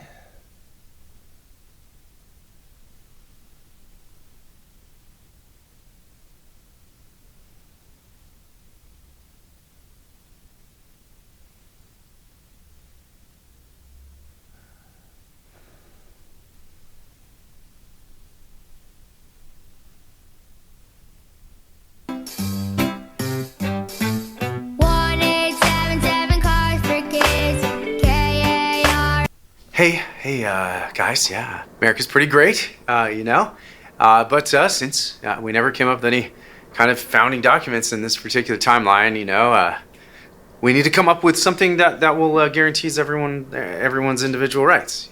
First of all, America was never great. America's the best country of all time. God founded this country. Do you hate God? I'm better than both of you. America's Am I being guys! Just cool your jets, okay? Just kind of settle down. We need to come together, okay? In spite of our differences, so that we can write this document. Okay, I call it the Constitution. What are some basic rights that everybody in America should be guaranteed? Free healthcare, free internet, and a free DoorDash subscription for human rights reasons. DoorDash. Oh, free guns.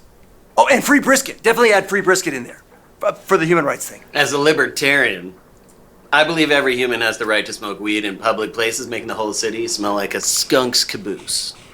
Also for the human rights thing, bro.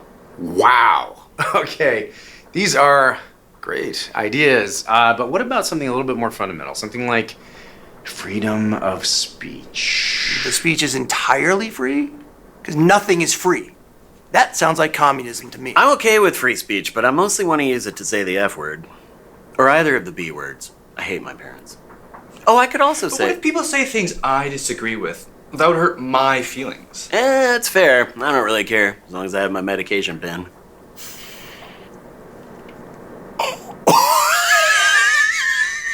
Looks like we're all in agreement then. No free speech. What about freedom of religion? I'm okay with it. As long as that religion is Christian, my particular denomination, in fact, First Baptist only. Everyone else can go straight to H word. I'm okay with it as long as that religion is anything but Christian. I'm okay with it as long as that religion is no religion. I really hate my parents. They wouldn't let me say the L word. Okay, what about the right to bear arms? All for it. Yep, make sure it specifically mentions we can own fully automatic machine guns. God bless America. I'm 100% for it as well, as long as it specifically mentions that I can own an A10 Warthog. Make sure it mentions that this is all subject to common sense gun laws and that the only ones who can own the really powerful guns are the military and the police, whom I hate. Yeah, what other rights should be guaranteed to all Americans? Drag queen story hours there, a blessing of liberty. I'm not writing that down. Free housing. The right to protest as long as it's a Democrat in office. Weed. The right to be here illegally. Freedom of the press as long as it's Fox News. CNN can burn in H word. Weed. You said that already? Oh man, did I? Free phones, free debit cards, and free copies of Claire Obscure Expedition 33 for those who come after. The right to pay exorbitant amounts for health care. The right to impose my personal belief system on everyone in this country. The right to drive my Ford F-150 in the carpool lane. Man, what if like aliens came down and they were like, none of this is real and you're all just little toys we've been playing with this the whole time?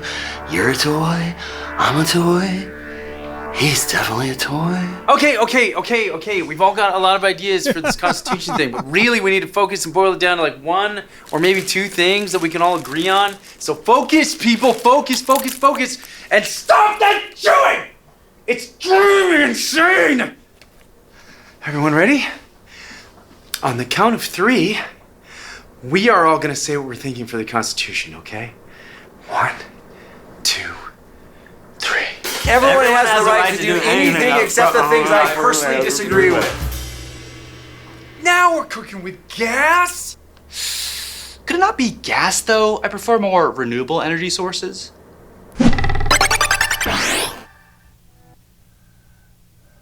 Amazing.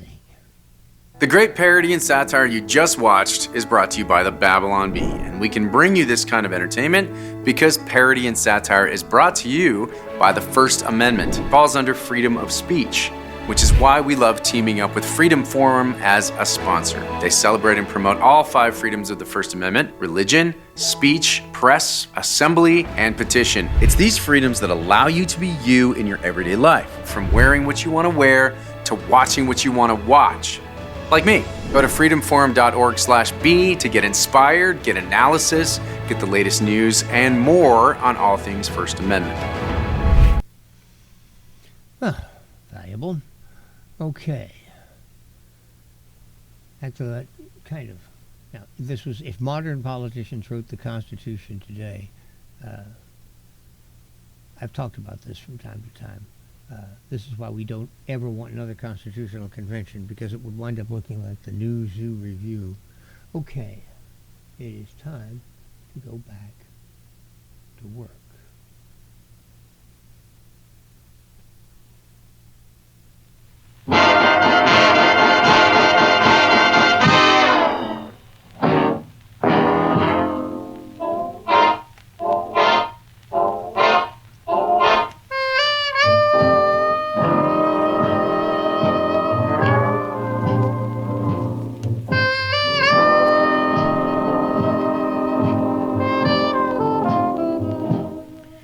Okay, once again, back we are for our last hour of news talk from 11:06 to noon, so it's 54 minutes.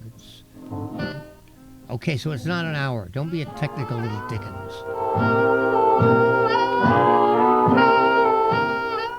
Telephone number is 831-265-5050.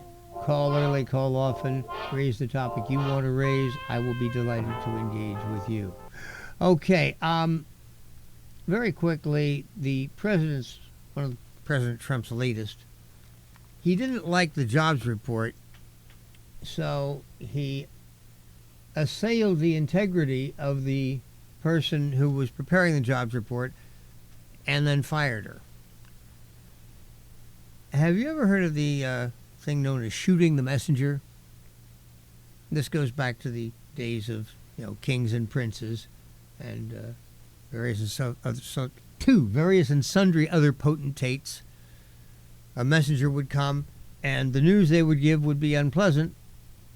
So rather than reacting to the actual situation and making plans to deal with it, the king or potentate or whoever it was would simply have the messenger executed. This is what Donald Trump has just done.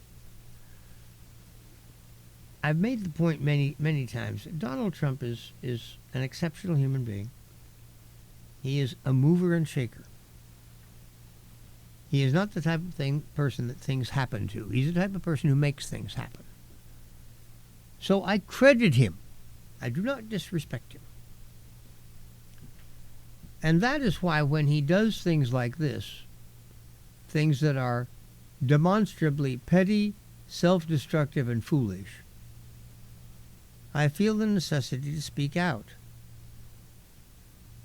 At the very least, Mr. Trump's conduct here is unseemly. At worst, I don't know if it's legal or not, if that person is protected by civil service. But if the jobs situation is not as sunny or rosy as Mr. Trump thought it would be, well, he and his supporters have been telling us for some time now, oh, well, he's imposed all these tariffs everywhere, and no terrible things have happened. Well, no terrible things have happened, but evidently the jobs market has gotten softer.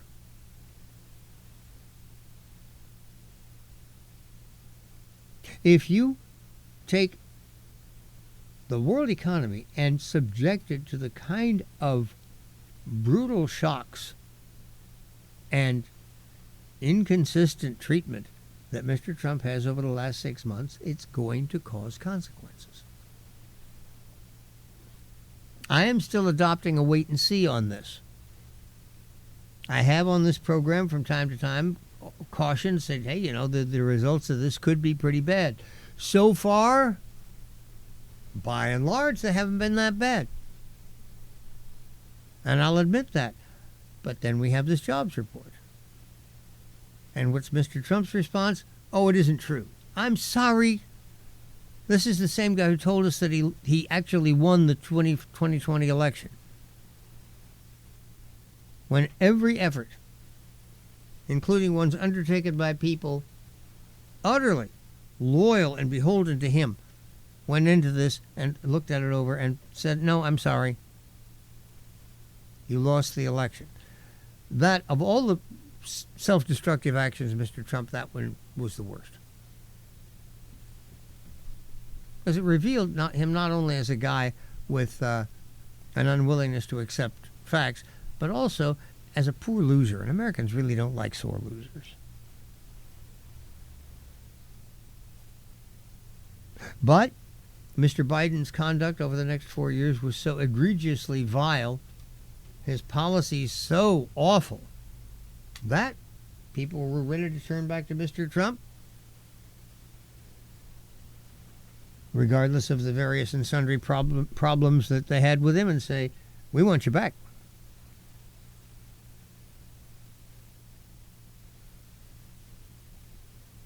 Thus far, Mr. Trump has made a record of success in terms of the things he's trying to do, many of which have shown good results. But the big one, of course, is the condition of the U.S. economy. It always is. And there, the jury is still out. How long you want to wait, Charles? At least until the 1st of next year. At least until the 1st of next year. And frankly, by that time, I think that the results should be fairly obvious, or fairly evident, I guess is a better way of putting it. And I would hope that they're salubrious, because if they are, that bodes a successful midterm election. People reelected Mr. Trump in large part because they remember the strong economy that accompanied his first term. They remember that favorably. They like more of the same. If Mr. Trump delivers that again, he and his party will be the political beneficiary. If he does not,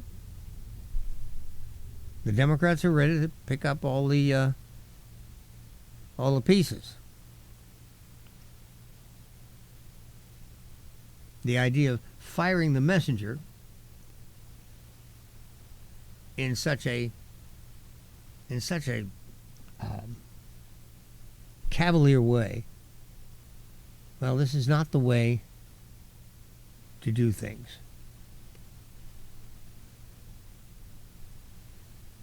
Enough said on that topic.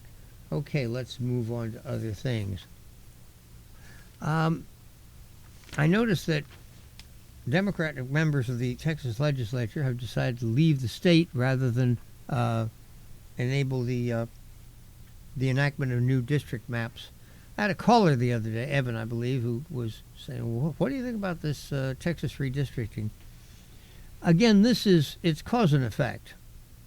Other states, including big states like California, Illinois, New York, have already cut their maps in such a way as to disadvantage Republicans.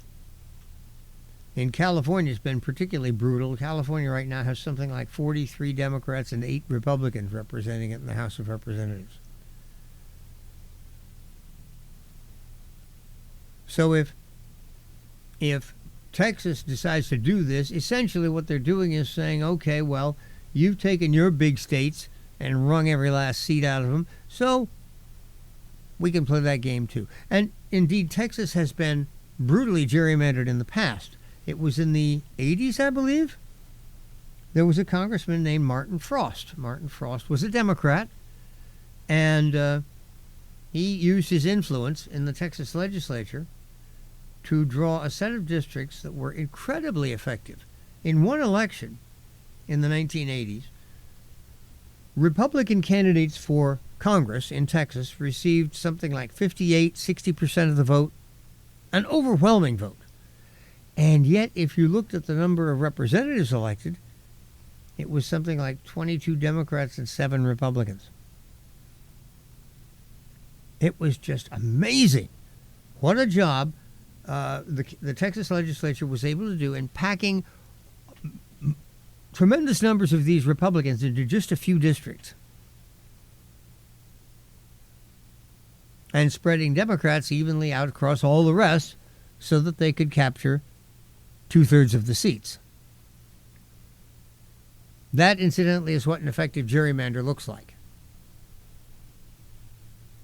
It enables you to turn, in this particular case, 40% of the vote into 60% of the seats. Quite a trick, huh? In California right now, they've turned 60% of the vote into 85% of the seats.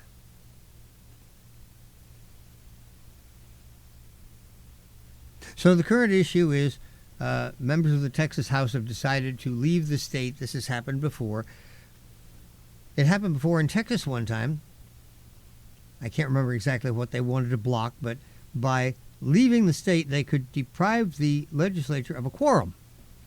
Not enough members present, so they couldn't conduct business. So this was how the Democrats decided to behave.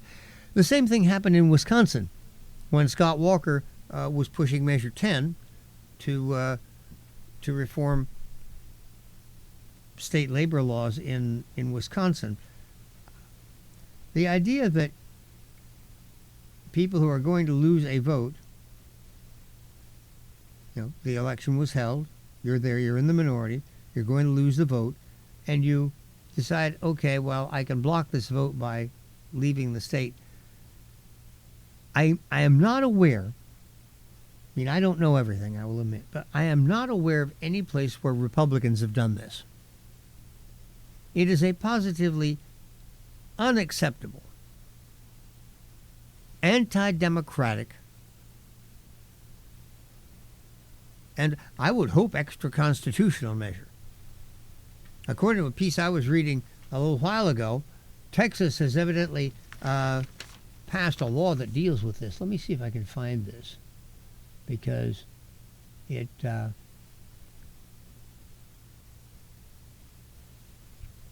Texas Tribune. Governor Abbott threatens Texas House Democrats with removal. Governor also alleged absconding Democrats may have committed felonies by fundraising to cover the $500 a day fines they face. So this taking off, actually, there is a fine connected with it. $500 a day, that can add up.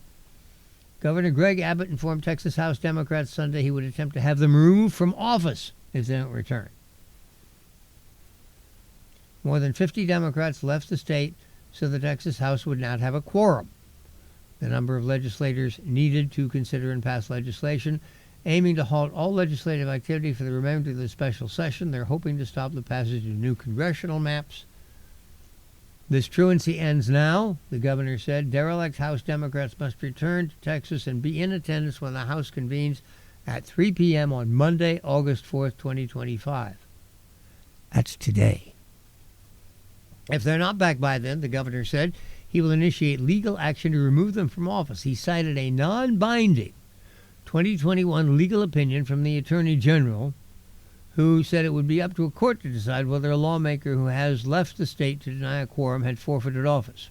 If a court were to decide that the legislators had vacated their offices, Abbott would have to call an election to replace the members. Okay, I had read somewhere that Governor Abbott would be able to directly replace them. I was thinking, no way. No, what would happen is that a special election would be called. These districts would be declared vacant, and new representatives would be chosen. Just the same, and a non-binding legal opinion from the State Attorney General of Texas is Ken Paxton, who is a loose cannon. I would not hang my hat on his non-binding opinions. On the other hand, if there's some way that this can be used to bring additional pressure on these Democratic assemblymen to come back to Texas and do their jobs, that would be a good thing. What a mess. Well, again, the original sin, I guess the original sin goes back to Elbridge Gerry, 200 and some odd years ago, when the first gerrymander was done in the state of Massachusetts, I recall. And the district did look like a salamander, and that's why they called it the gerrymander. This, incidentally, is a way you can tell gerrymandered districts. They're ugly. And there's another story having to do with this topic today from another state. Racial gerrymandering is now going to be adjudicated, the Voting Rights Act has called for districts of a certain ethnicity or racial makeup to be created. It seems to me that this is a violation of the Constitution, but let's find out what the story is. Get ready for what could be another landmark Supreme Court case. On Friday, the justices agreed to consider whether majority-minority congressional districts drawn to comply with the Voting Rights Act are compatible with the Constitution's equal protection guarantee. That will be an interesting argument. In June, the court announced it would hear a redistricting challenge, Louisiana versus Calais, in a term that begins in October. On Friday, they broadened the case by asking parties to address the question of whether the state's creation of a second majority-minority district violates the 14th and 15th Amendments. This is long overdue. States are now caught in a vice. If they weigh race too heavily, they can run afoul of the Equal Protection Clause. But if they ignore race, they can be sued for violating Section 2. Louisiana's House map is a prime example. Leftists challenged the map under Section 2 because it included only one majority-minority district. The court's muddled Gingles precedent from 1986 requires states to draw majority-minority districts if their minority populations are large, compact, and politically cohesive, and if whites vote sufficiently as a group to defeat a minority's preferred candidate. States and lower courts have struggled to discern what this means in practice. A district court ordered Louisiana to draw a second majority-minority district, even though its minority population is widely dispersed. There is a map here. I'm looking at this district. It stretches halfway through the state of Louisiana. It does not look like a salamander. A salamander has some kind of coherent form. You know, it's got a body, it's got a head, it's got legs, it's got a tail. This thing don't look like nothing you've ever seen in your life. It is just this long squiggle running from Shreveport down to Baton Rouge and taking in every black majority precinct it can find on the way. There is no commonality of interest here in terms of a local economy. Like if you had a district centered in Caddo Parish, that's Shreveport, it would at least be the city of Shreveport and its local area, and that would be the community of interest. Conversely, at the other end of the district, you have Baton Rouge, another major city. And certainly, the city of Baton Rouge should have a voice in the House of Representatives. But there's no community of interest in this district here except race. That's all.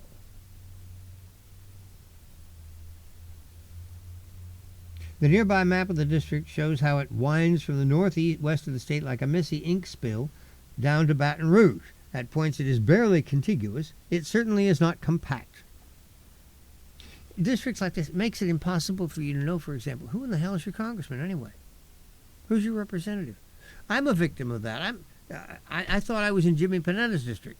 I've been in the, Panetta Farr district for years. Now all of a sudden I'm in Zoe Lofgren's district. She's from San Jose. She knows me from nothing. I and my neighborhood here are foreign territory to her. But this is the way California has gerrymandered its districts. The racial gerrymander pushed Republican Congressman Garrett Graves out of office in favor of black Democrat Cleo Fields. White voters then challenged the new map as unconstitutional, racial gerrymander, and a different lower court ruled in their favor. Battling courts. When the court heard the case this spring, Justice Brett Kavanaugh wrote that the courts long said that race-based remedial action must be logical and must have a logical endpoint. I remember Justice Sandra Day O'Connor said something like that about affirmative action, which it was, this is one of the excuses justices use when they want to permit something to go on in spite of the fact that it's unconstitutional. They didn't want to outlaw affirmative action on the grounds of unconstitutionality because it would have been politically inconvenient to do so. They don't want to outlaw race-based gerrymandering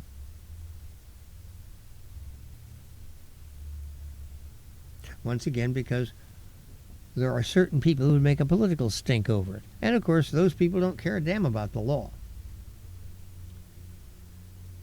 Must have a logical end point. He's right. See its holding in Students for Fair Admissions, 2023, and Shelby County, 2013.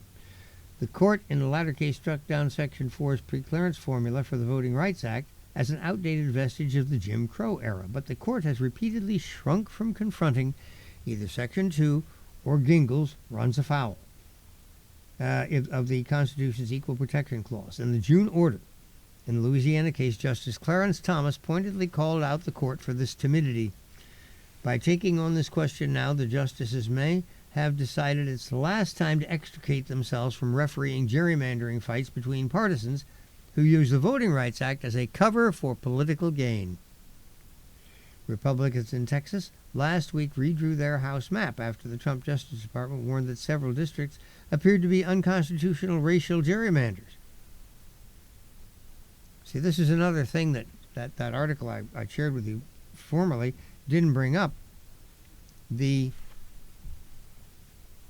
impetus, Texas didn't just decide this. The Justice Department, the National Justice Department said, hey, these districts you've drawn have race problems. Leftists have also challenged the previous map. The new map could yield Republicans another 5 seats in the state, bringing their count to 30 out of 38.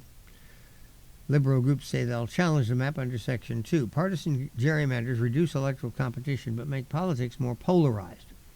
But court-ordered racial gerrymanders aren't the solution and arguably make matters worse by putting unelected judges in charge of what is inherently a political process. And of course, the advent of computers makes the accomplishment of sophisticated and really pinpoint gerrymandering much more feasible than it used to be in the good old days when districts were drawn by human beings with maps and pens and ink. The time is 11:28.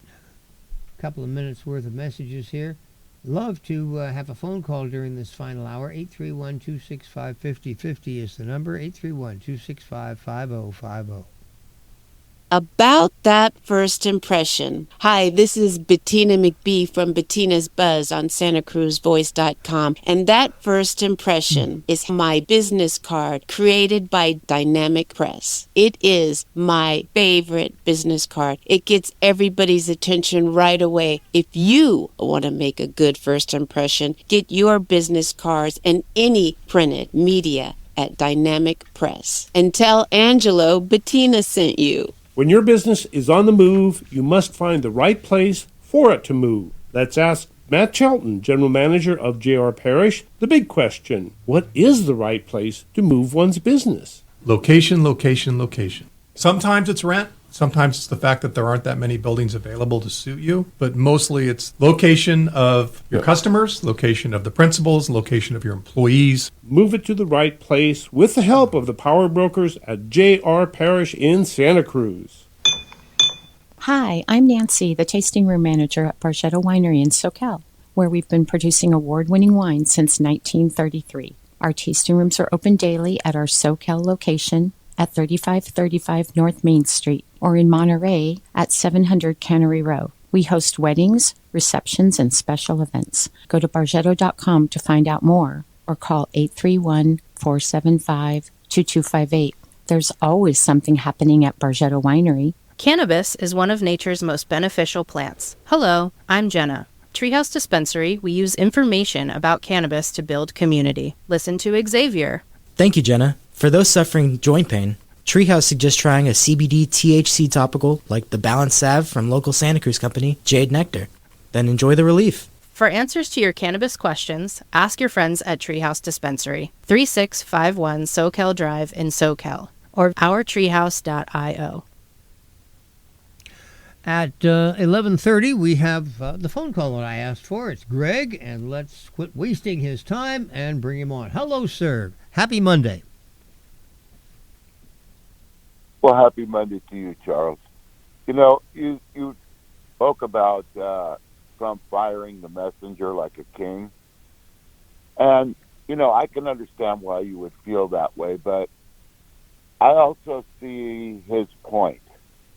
Because that is the same person that released, I believe, a really nice jobs report for Joseph Biden while he was still in the race for 2024, and got his press, and then clawed it right back, 800,000 jobs.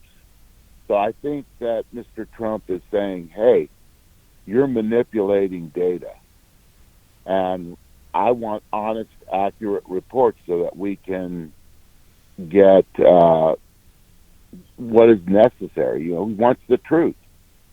So I think it needs to be re-audited, considering that a lot of factories are going up right now. Energy is booming. So I think there are more jobs, and I think the lady is playing with numbers or withholding.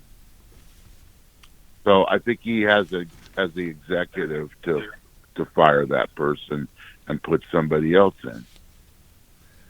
That's my take on it. I've been works both ways. I looked a little bit at this, and one of the things that it seems to affect this, the way the Labor Department does this, they actually survey literally hundreds of thousands of enterprises and ask them about, more hiring, more layoffs, what. And over time, the number of responding has declined precipitously. And so, regardless of who's trying to do the job, if you have more and more of these businesses that simply do not respond to this inquiry, you're going to get a less accurate number and a more volatile number. So perhaps they ought to find some way of dealing with that, because it strikes me that that's going to be a problem regardless of who's trying to do this job. Well, true. You want accurate information, and how you survey something can also influence the outcome.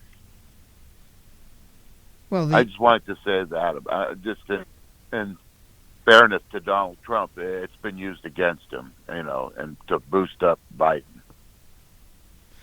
I think that was, I think it was all about timing in that respect, and might even be about timing now because of he wants to lower the interest rates, which I think they should do that. But one of the other things I want to talk about, if I may, is all the recent FBI declassification documents that were in burn bags, all that information coming out. And, they talk about statute of limitation.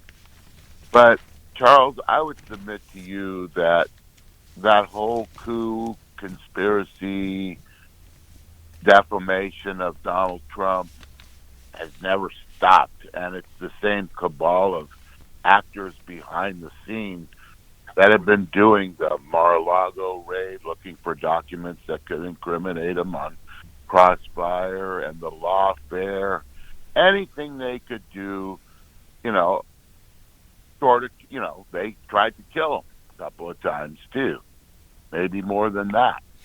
I haven't seen anything to indicate that the attempted assassins in either Florida or Pennsylvania were somehow motivated by or in league with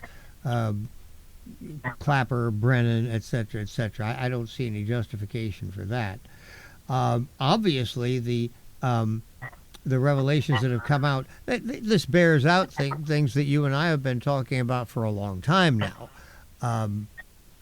This program has never accepted the Trump-Russia collusion nonsense. When the charge was first made, I did what I always do. I said, okay, where's your proof? And within a very short time, a week to 10 days, it was obvious that they had none, and that this was simply a political charge motivated by people who were interested in moving public opinion, but didn't give a flying damn about objective reality. So now that's all coming to light. And I don't know if you heard earlier in the program I talked about this, but the main culprit here, in my view, is the delinquent news media. If we had had this same news media during Watergate and they had behaved the same way towards the Nixon administration they behaved toward the Obama and Biden administrations, Nixon would never have had to resign. At least I don't think so, because that... So, Charles. Yes. Do you hear the mainstream legacy media talking about this? No, and that was the subject of. I had a little clip earlier by Jonathan Turley, who essentially he said that if the mainstream media talks about this, essentially they will be incriminating themselves. They will be confessing to their own misconduct, and of course they're not about to do that, and that's why I'm talking about. Charlie. Yes. It sounds like you're down there with Charlie Tuna. You're really gargling. I don't know. Oh, well, I don't know. I can hear you all right, so I'm just hoping that maybe it's your phone line or maybe... Like a feedback thing. So can you? Well, anyway, can you understand me at all? Yeah, that's better. I think I didn't implicate, that the assassination attempts were run by Brennan or anybody else, but there's still a lot of unanswered questions about the guy that got the shot off. He had foreign connections of some kind. It's all, it isn't out there yet. It isn't out there. It's screwy to me. I don't think he was just a lone actor. Well, on this program, though, I prefer to stick with what we actually know. And what we actually know here, and has become now documented, is a cover-up, there's that lovely word, cover-up, of very high officials' collusion in this matter. The promotion of a false narrative and the absolute cooperation and again, I'll use the word collusion, of the major media, the major networks, the major newspapers, all of them cheering this on and actually winning awards. The New York Times got a Pulitzer Prize for its reporting on a story that was a hoax. Incidentally, that's not the first time that ever happened. They got a Pulitzer back in the 30s for the stories Walter Duranty filed from the Soviet Union when they sent him there. And he looked at all the Potemkin villages Stalin had set up and says, everything's great over here. People are happy. People are well fed. People are wonderful. In the meantime, there was a mass starvation and a famine going on. Duranty didn't see a bit of it, but that didn't keep his paper from getting a Pulitzer for printing a bunch of garbage. And that's what it is. If they're giving it out like that for that type of journalism, it's garbage. The award becomes a garbage award. Yeah, exactly. 90 years ago and again today. Prestige. Yeah.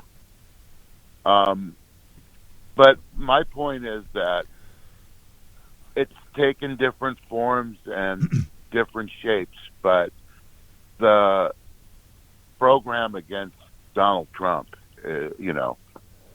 has been going on, with, like I said, through lawfare, any way they can defame this guy and discredit him and take away from his positive things that he does, they do.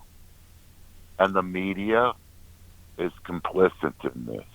And they still are to this very moment. If you turn on most of the legacy media, they're not talking about, the declassified documents and what's going on. They're talking about Epstein. That's what they're talking about, a lot of it. That's what I saw. And I just think that an example needs to be made with this, because it's pretty big in my eyes. what's gone on, and it really has made a tarnish to some agencies that are really important to our country.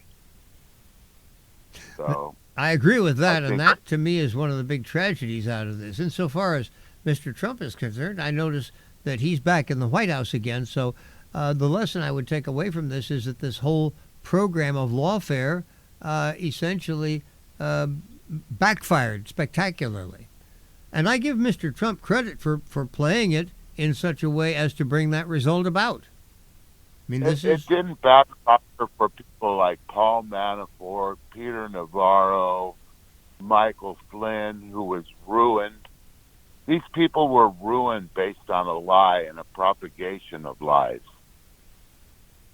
People's lives were ruined because of people like Adam Schiff that propagated a knowing lie to the American people. They were, and even up until the point with Comey seashells, 86-47. That's still, in my opinion, a way of trying to gather some crazy to take a pot shot at the president. Any way you can. So, I just think that they really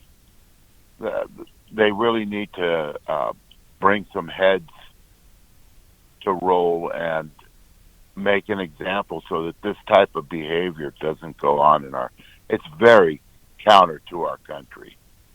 I mean, I agree with that's that. a high. I agree with that. I'm listening to you, and I'm thinking to myself, how is that going to work? It strikes me that there could be cases made against guys like Brennan and Clapper, possibly Comey. Mr. Obama would do as Mr. Trump did and claim immunity, and he'd be able to get it. Yes, he would. Yes, he would. And I guess that's the way it works. But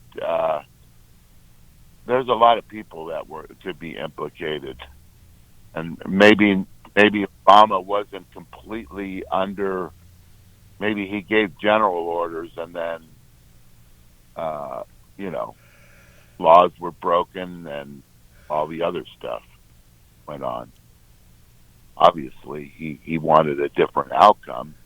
Yeah, I keep going back to Watergate, and Nixon never told anybody to break into the Democratic National Committee. That was something that these people working for him decided to do, but he never ordered that. He read about it in the newspaper the same as everybody else. I wonder if Mr. Trump could have himself some fun. He could order pardons for some of these people and thus embarrass the hell out of them. Well, I think that's I like Obama. All you can do is, put a big L over his legacy, for doing something like that's important to a guy like Obama, like it is to a guy like Trump. Their legacy is very important. I agree. So I just think there's more, of course, more to it than we know.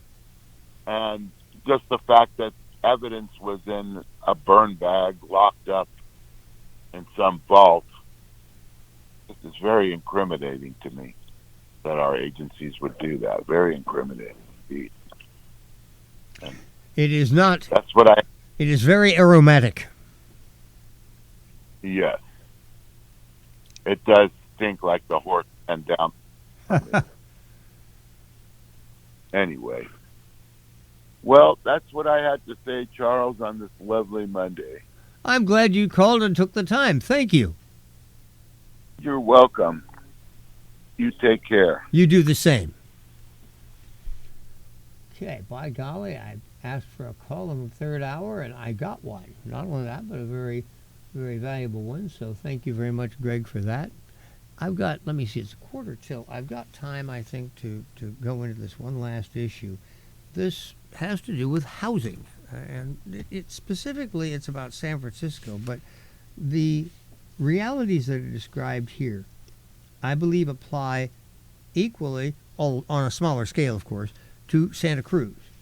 So This is a piece written by Christopher Calton. Mr. Calton is a research fellow on housing and homelessness in the Independent Institute in Oakland. And wonder of wonders, this piece in the Chronicle, this is such a rarity. It actually makes sense. So be prepared to be surprised. The owners of 3 single-room occupancy hotels in San Francisco's Chinatown recently settled a lawsuit with the city. They agreed to pay a fine of more than $800,000. Among their alleged crimes was that they illegally converted, combined, or added unauthorized housing units to their properties. The allegations expose something that should be humiliating for San Francisco, the development of a black housing. So here are, we've had people call in, complain about rents. Here are owners of hotels, and what are they doing? They are converting, combining, or adding unauthorized housing units. In other words, they're trying to expand their capacity to offer more housing. And they have to pay a fine. A black market in housing. The lawsuit was not San Francisco's only effort to combat the underground housing market. In recent years, to name a few examples, the city sued a man for cramming 15 tenants into a 3-bedroom home and fined a developer $1.2 million for constructing an apartment complex with triple residential units that city planners had approved. With triple the residential units that city planners had approved. Even Jack Ziz Lasota, leader of the Zizians, a cult-like group of transgender vegan programmers linked to several murders, recruited followers as part of a shady rental scheme. Lasota had purchased a used tugboat for $600, sailed to San Francisco with plans to evade housing regulations by anchoring it offshore and renting its rooms to like-minded tenants. Unauthorized dwelling units have proliferated in San Francisco for decades. Unpermitted in-law suites attached to single-family homes are so commonplace that locals sometimes refer to them as outlaw suites. As far back as 1993, the city faced a scandal after the head of the Bureau of Building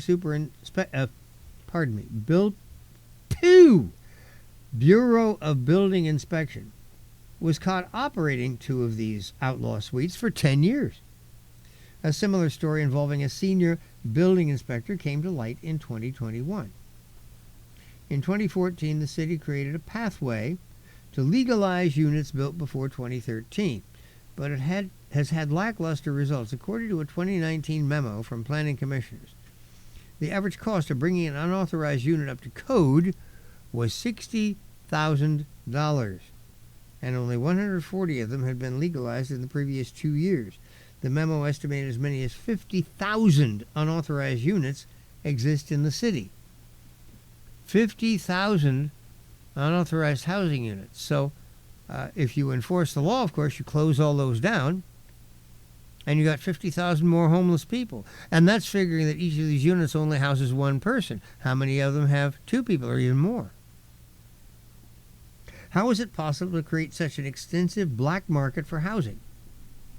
Contrary to common misconception, black markets are not free markets. Free markets are characterized by secure private property rights and are primarily regulated by competition. By contrast, black markets emerge where the state no longer recognizes property rights and imposes laws that restrict legal trade and suppress market competition,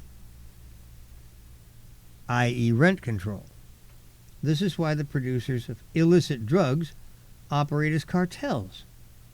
Economist Bruce Yandel, executive director for the Federal Trade Commission, came up with bootleggers and Baptist theory of regulation after noticing that bootleggers had joined evangelicals to support alcohol prohibition because they wanted to stifle legal competition.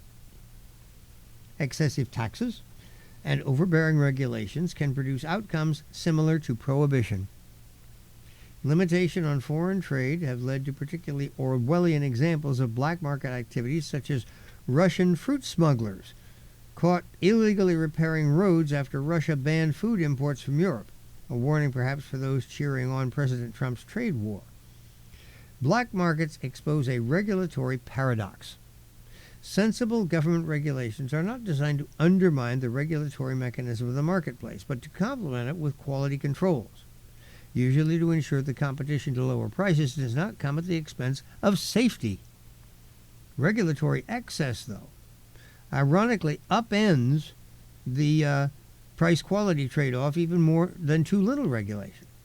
The drug market illustrates this well. Fentanyl and other dangerous contaminants have made the black market drug supply cheaper and far more lethal than our heroin people used to buy from the Sears catalog. Black market housing works similarly, with desperate residents choosing dangerous homes because legal rents are unaffordable. The city evicted a man from his $400 apartment after discovering it was just a wooden box in somebody's living room, violating the fire code. The fire code provides sensible safety protections that were put in place after the Great Fire of 1906 and did not impede rebuilding efforts. But when an oppressive regulatory environment creates black markets, regulations go out the window, even the most sensible ones. If you're going black market, you throw the book. Your wiring, your plumbing, all of these things are going to be, let's say, jerry-built and be gentle. San Francisco's black market for housing is a direct outcome of the city's abandonment of private property rights. San Franciscans can still own property, to be clear, but the rights traditionally attached to it are wholly subject to the whims of the populace.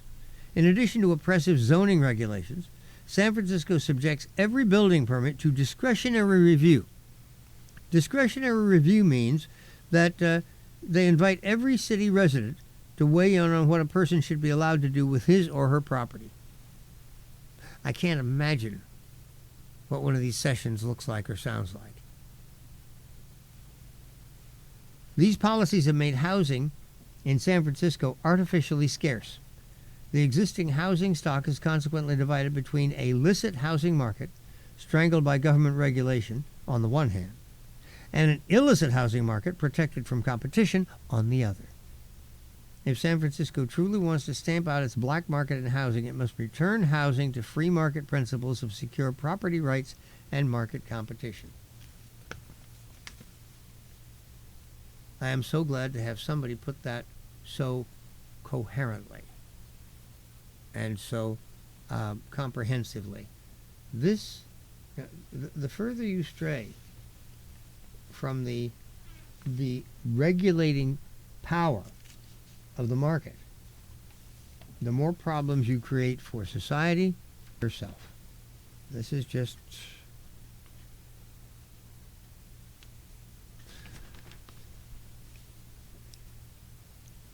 okay. 8 minutes remain. I'm going to address a question. I mentioned that President Trump had shot the messenger here. The question is, was it viable? Well, that was productive, writes Alyssa Finley. Not President Trump on Friday. Productive, not.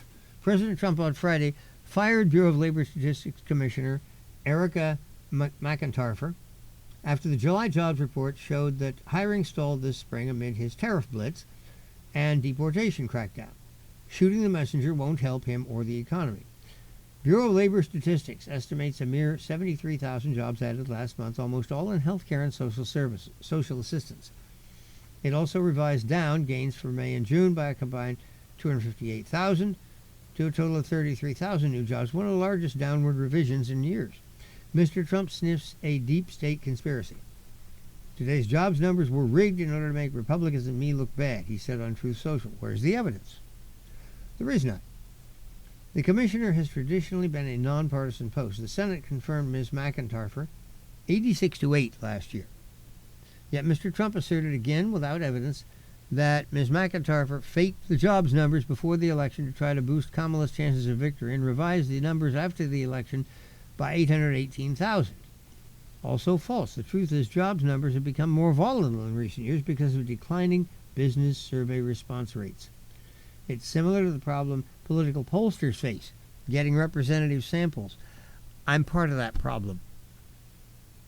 Time after time, if my phone rings and I look at the caller ID and it's a wireless caller, it's somebody I know who it is, I don't take that call. And I'll bet a lot of you are the same way. Also, Mr. Trump's trade and immigration policies may be making monthly data less reliable. It helps to understand how the BLS produces its monthly report. The Bureau surveys some 631,000 workplaces by a variety of media, including telephone, web, and even fax. Many businesses don't respond every month, but BLS continues to collect data and revise its findings over the next 2 months. The survey's overall response rate has declined from 60% to 43%. Smaller businesses are less likely than bigger ones to respond, especially in the first month. Jobs estimate can also be off by either direction by 136,000 in every given month because such variations tend to even out over a period of months. The survey also doesn't fully account for business births and deaths. BLS attempts to do so by using a model that incorporates other government data. When the economy is rapidly expanding, this model tends to underestimate new businesses relative to failures, but when the economy is slowing, the model does the reverse. BLS adjusts its job numbers and models annually based on more comprehensive records from state unemployment insurance agencies, but there is a time lag. That's why the Bureau last August revised its jobs estimate down by 818,000 over the 12 months that ended in March 2024. If Ms. McIntyre were trying to help Kamala Harris, why would she have done this before the election? That's right. This wasn't announced before the election. One plausible explanation for last year's big downward revision may be that the BLS model overestimated business formation and hiring by smaller establishments that didn't respond to the surveys. Small businesses were especially harmed by the Biden regulatory blitz and inflation. The same is true of Mr. Trump's tariffs and immigration raids. It's also plausible that small businesses that respond late to the BLS survey this spring hired fewer employees or laid off more of them than bigger establishments. Mom and pop restaurants might have lost immigrant workers and struggled to replace them. Small manufacturers with tight margins may have reduced jobs in response to tariff costs and uncertainty. The National Federation of Independent Business survey last month notably showed plans to create jobs and increase compensation, falling to the 2016 level of the slow-growing Obama economy. We've talked about that, the economy that people thought was in a recession. Most Americans give Trump low marks on the economy right now, in contrast to his first term. The U.S. is not in a recession, but Americans didn't vote for an economic malaise. Stagnation is not a good result. Or, in this particular case, it would be anemic growth. While most employers aren't doing any mass layoffs, hiring has slowed to a trickle. Doctors, nurses, and construction workers can find jobs, but few others can. Unemployment has climbed most among teens and new college grads. Social Security claims spiked this spring, perhaps because older employees are taking employer buyouts and retiring. Mr. Trump tacitly conceded the economy is losing steam by lashing out at Jerome Powell for being too late to cut interest rates. While the president has resisted his itch to fire Mr. Powell, firing Ms. McIntyre is sure to undermine public and investor confidence in the government and data. What does Mr. Trump plan to do if next month's numbers are meh or worse? Order the BLS to change them? Democrats are sure to accuse him of suppressing unfavorable economic data in any case. I have got... Oh, yeah, we've still got enough time to finish this. After Ms. McIntyre's defenestration, the president's advisors may be even more reluctant to bear bad economic news, lest the president say off with their heads, too. Mr. Trump does himself and his party no favors by waving away economic reality. Democrats spent the Biden presidency playing down inflation. Look where it got them. You need the information. Whether it's good or bad, you need the information. Well, let's wrap it up for today. Thank you very much for being a listener. Thank you even more to the people who were callers. I will be with you again tomorrow morning at 9:06. Once again, 3 hours of news talk here on Santa Cruz Voice. I'm Charles Freedman. Again, thank you very much.